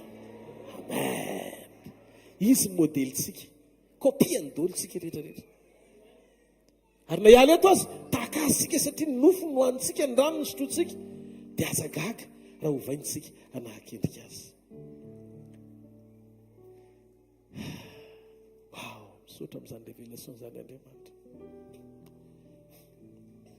Nday andro zay Jesosy nandray ny mofo izy dia rehefa nindraisy ny mofo dia zao no nataony ny alina melohany ny amadiana azy. Alina melohany ny amadiana azy. Ny alin'io zany izy marainan'io no samborona, ny arivan'io izy niara nandray fanasan'ny tompo ohatr'izao tamin'ny mpianany. Izy moa le tompo dia zao nandray mofo izy dia niteneny tia ny tenako izay vakina ho anareo. Eo aloha aza mbola vakina aloha, inona ny tia no tenenina? Teto ny nahitako fa izy ihany no namaky ny tenany melohany ny kapohana azy.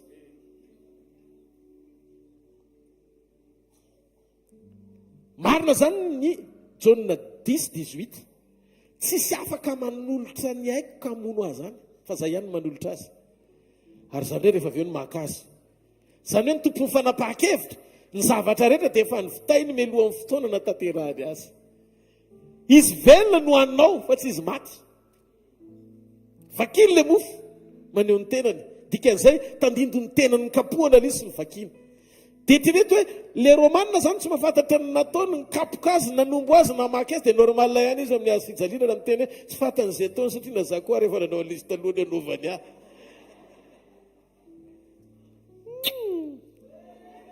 Amen. Tia loty ianaoko. Dia amin'ny fomba moana moa ny hamonona olona efa maty aloha. Efa vaky ary le tenany melohan'ny fotoana ny lorana azy. Zay ny mahatonga azy raha tsy autorisena misambotra azy eo raha mahita raharaha. Avy any le anankitelo tandapa-misoa nandeha sambotra azy. Izy ny tadiavinareo Jesosy avy any Nazareta. Zao no izy. Sanction lui sanction. Taraboka. Tsangana indray. Izy ahoa ny tadiavinareo Jesosy avy any Nazareta. Zao ano izy dia mbola kidodododony rehefa androany. Dia izy avy any Petera amin'izay. Fa tsy tokony sambotra zany reto matohatra no. Dia talohany nanoloran'ny Petera tena nianatra samora izy. Niraisy le sabatra. Nasina sofo malika tjo latsaka dia tao misisy paosy palitaoany. Fampitadiavana le izy. Dia ny avy nihinana mofo izy dia nisy poto-mofo. Dia ina masotro saiza le sofona teo. Dia nijerena aloha zany. Dia Petera zany be dia mialahy ianao riva tsy ohatr'izany nampianariko anao. Tiava ny fahavalinao. Nalaina izy. Dia tsisy fotoana satria maiky. Dia niatafiditra niaraka tamin'ile poto-mofo dia nanjary nisy taitsofina izy.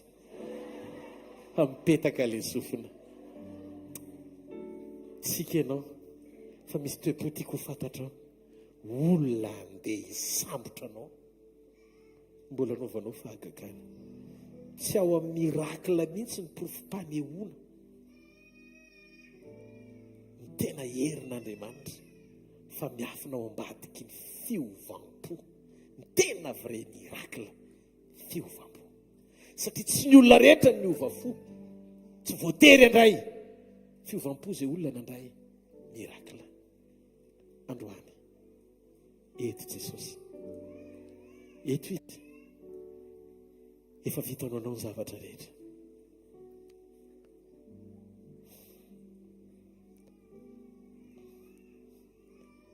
Tena tiany ianao.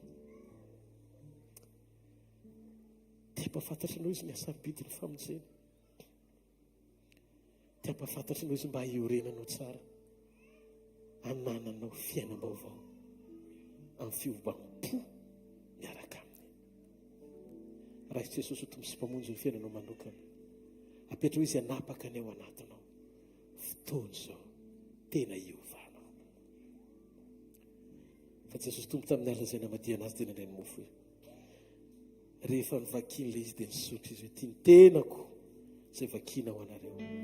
Izao natao ho fahatsiarovana misora azy.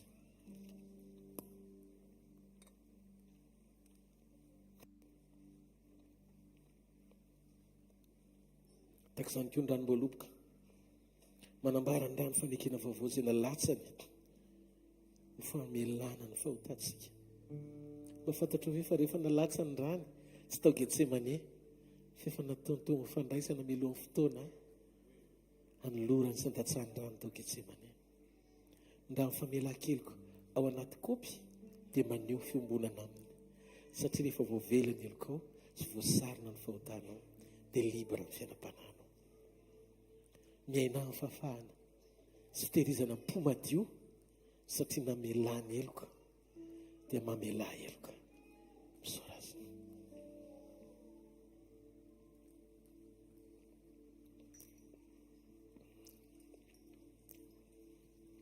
Mahatsiaro ny fitiavanao izay Andriamanitra. Mahatsiaro ny fahasoavanao miaso amin'ny fiainanay. Misaotra fa tianay ianao. Manao mifankasitrahana mandrakizay. Amen. Nao tsika filazana sy fanatitra, aorian'izay za mbola misy miala fa hiara hivavaka isika. Alléluia.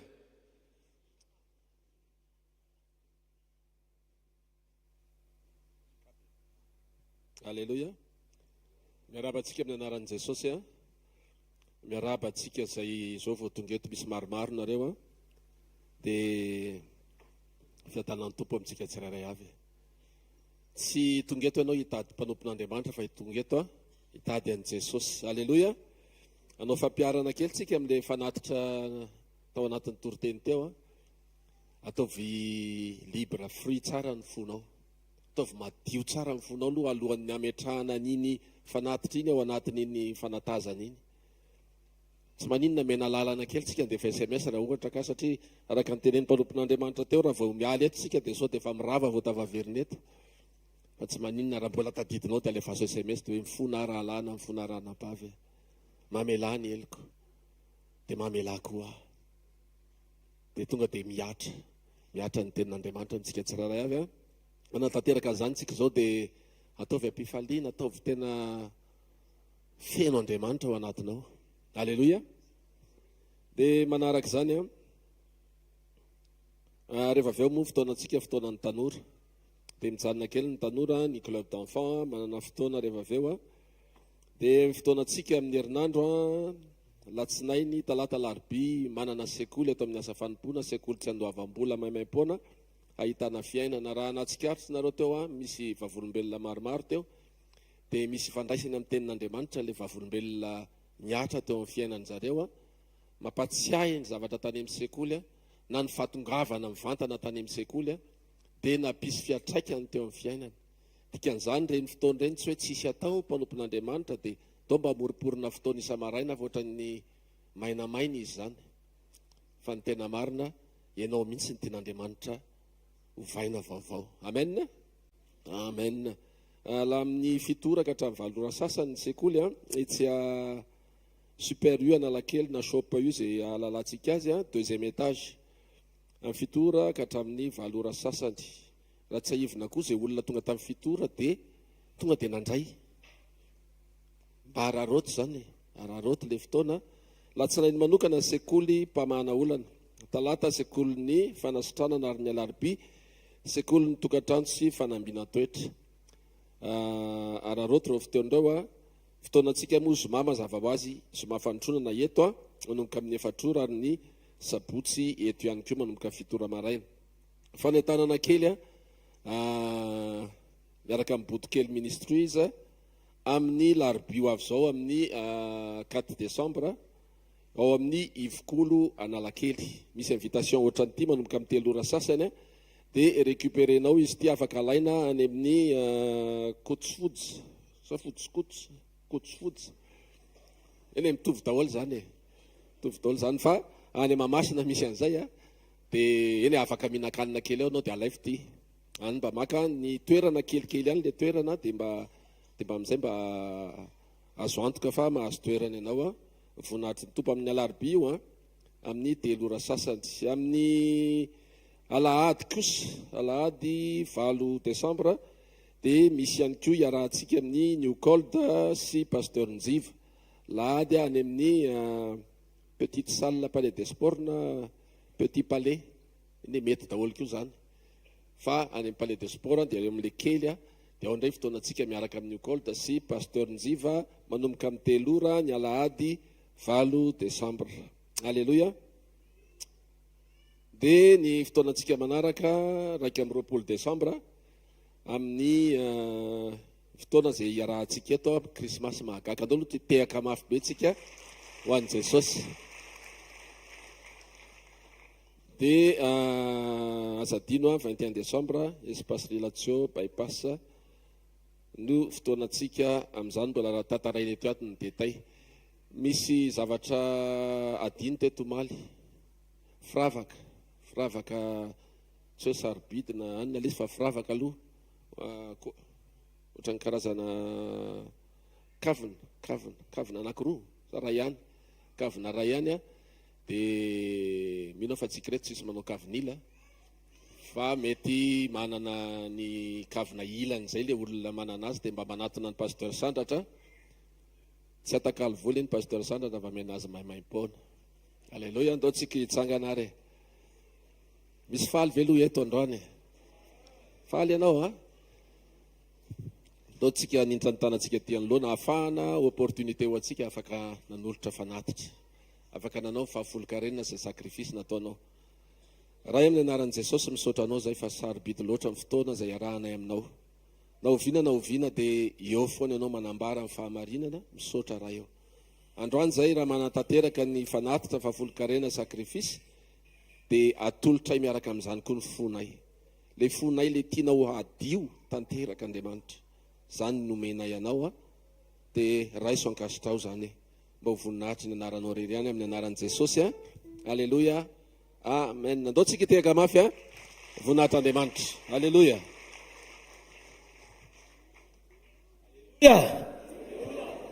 Azadino a no limite miaraka amin'ny boboa amin'ny 4 amin'ny larobia amin'ny 4 décembre zao amin'ny 3 sasany eno ene aloha moa tsika mba mifanotriny.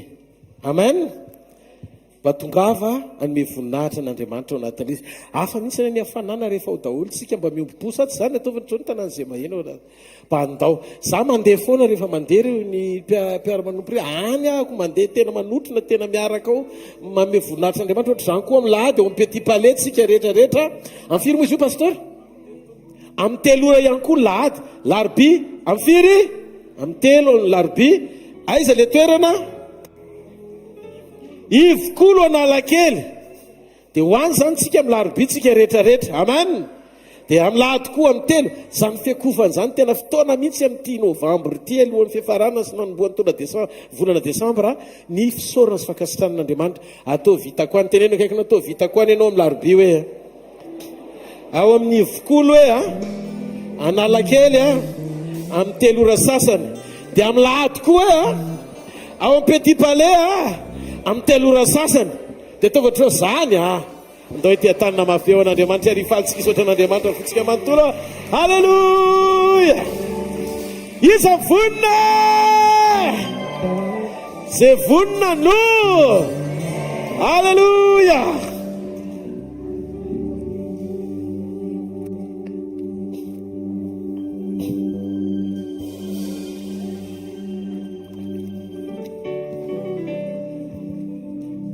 Alleluia. Vonina ve tsika ataovy mafy be zay vonina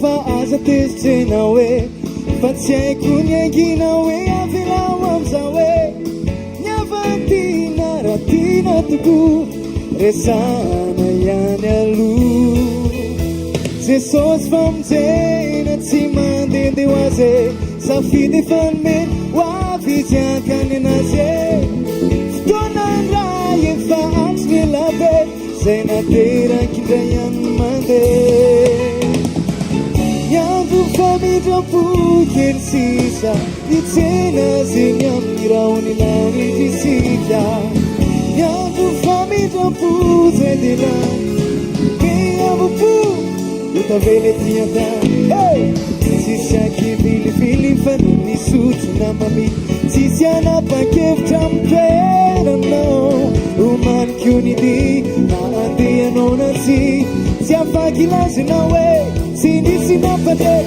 Baye fakesi saberasa Amariso misma matana Para la sedu Venurai sinena It's me and it's your me Jadada Vacancies Desis aberasa Afata fatela zalazo Mi beba che Sete ande Only non fire in Gypsy I'm gonna pull it on the ticket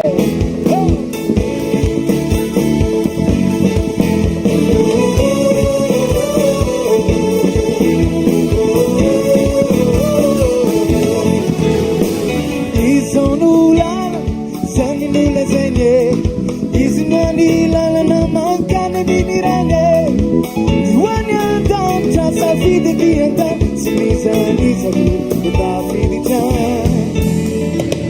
na la salsa ale sane ne sane rati nasiano marari rani nene batisiane ni na teritoreu passa ya la casa re ya tu famiglia pure sisa itena sina pura ni visita Puse di là, che amo pure, dove ti andare? Si sa che vivi per nessuno, si sa la pace un santerno,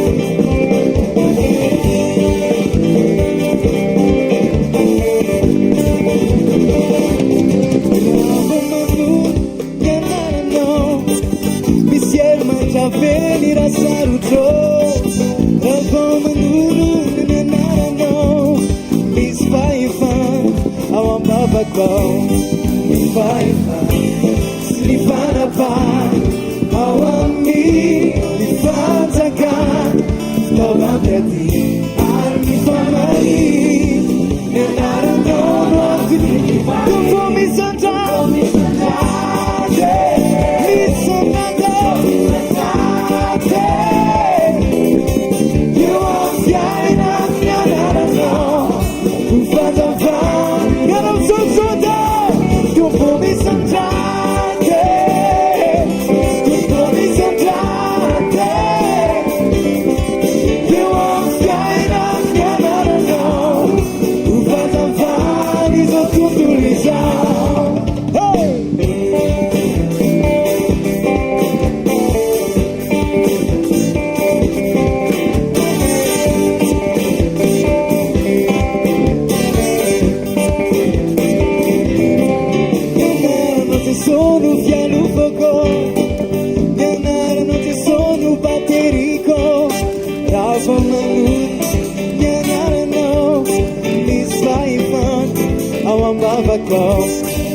fahefana sy ny fanapana ao amin'ny fanjakana fitaovam-piady ary ny famariny ny anaranao no antony fifariny tombo misandrady tombo misandrady eo amin'ny fiainako ny anaranao ny fanjavany izao tombo misandrady tombo misandrady eo amin'ny fiainako ny anaranao ny fanjavany izao tontolo izao.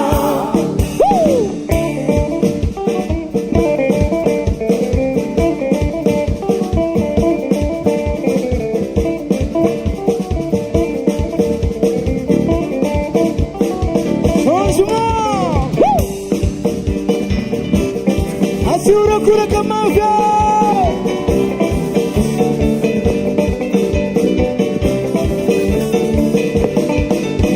Tombo misandrady Tombo misandrady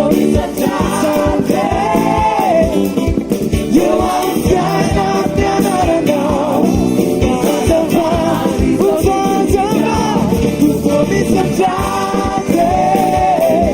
tombo misandrady eo amin'ny fiainako ny anaranao ny fanjavany eo amin'ny fiainako ny anaranao Jesosy eo amin'ny fiainako ny anaranao ny fanjavany eo amin'ny fiainako ny anaranao ny fanjavany izao tontolo izao.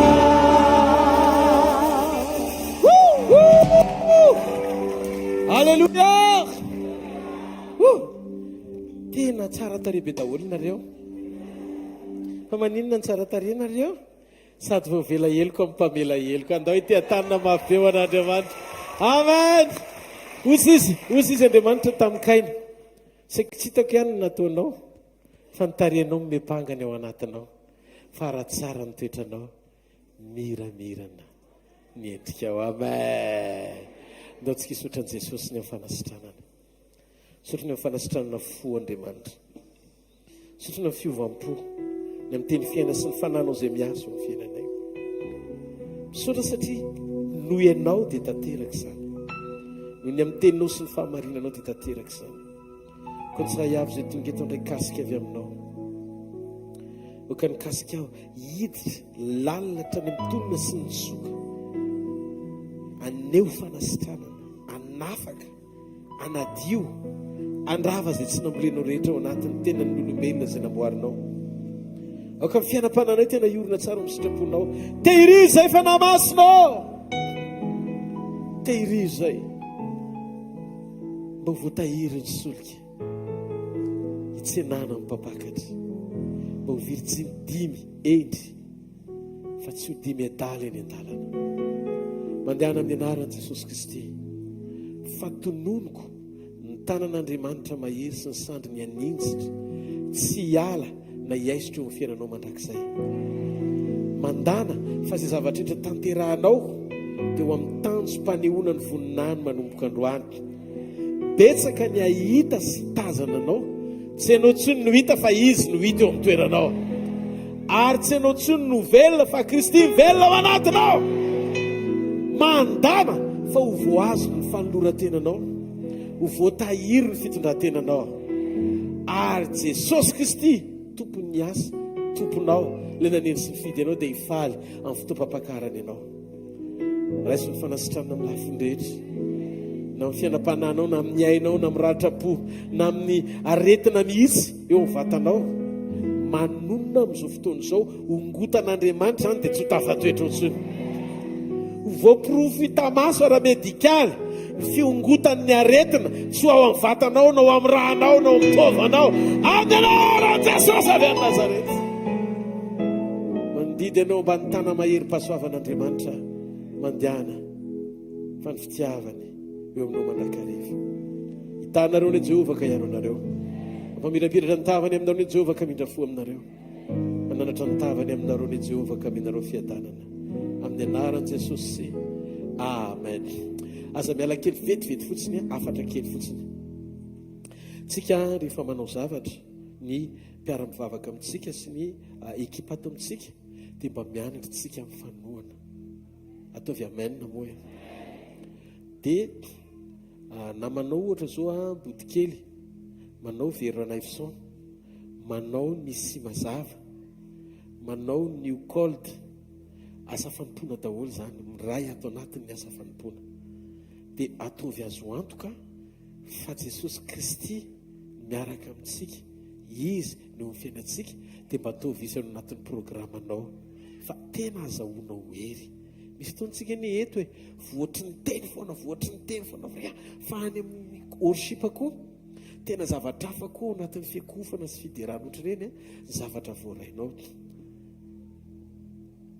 Misy zavatra indraindray tian'Andriamanitra tena hoe hijerevana sy hitarafana ny fahatokinao.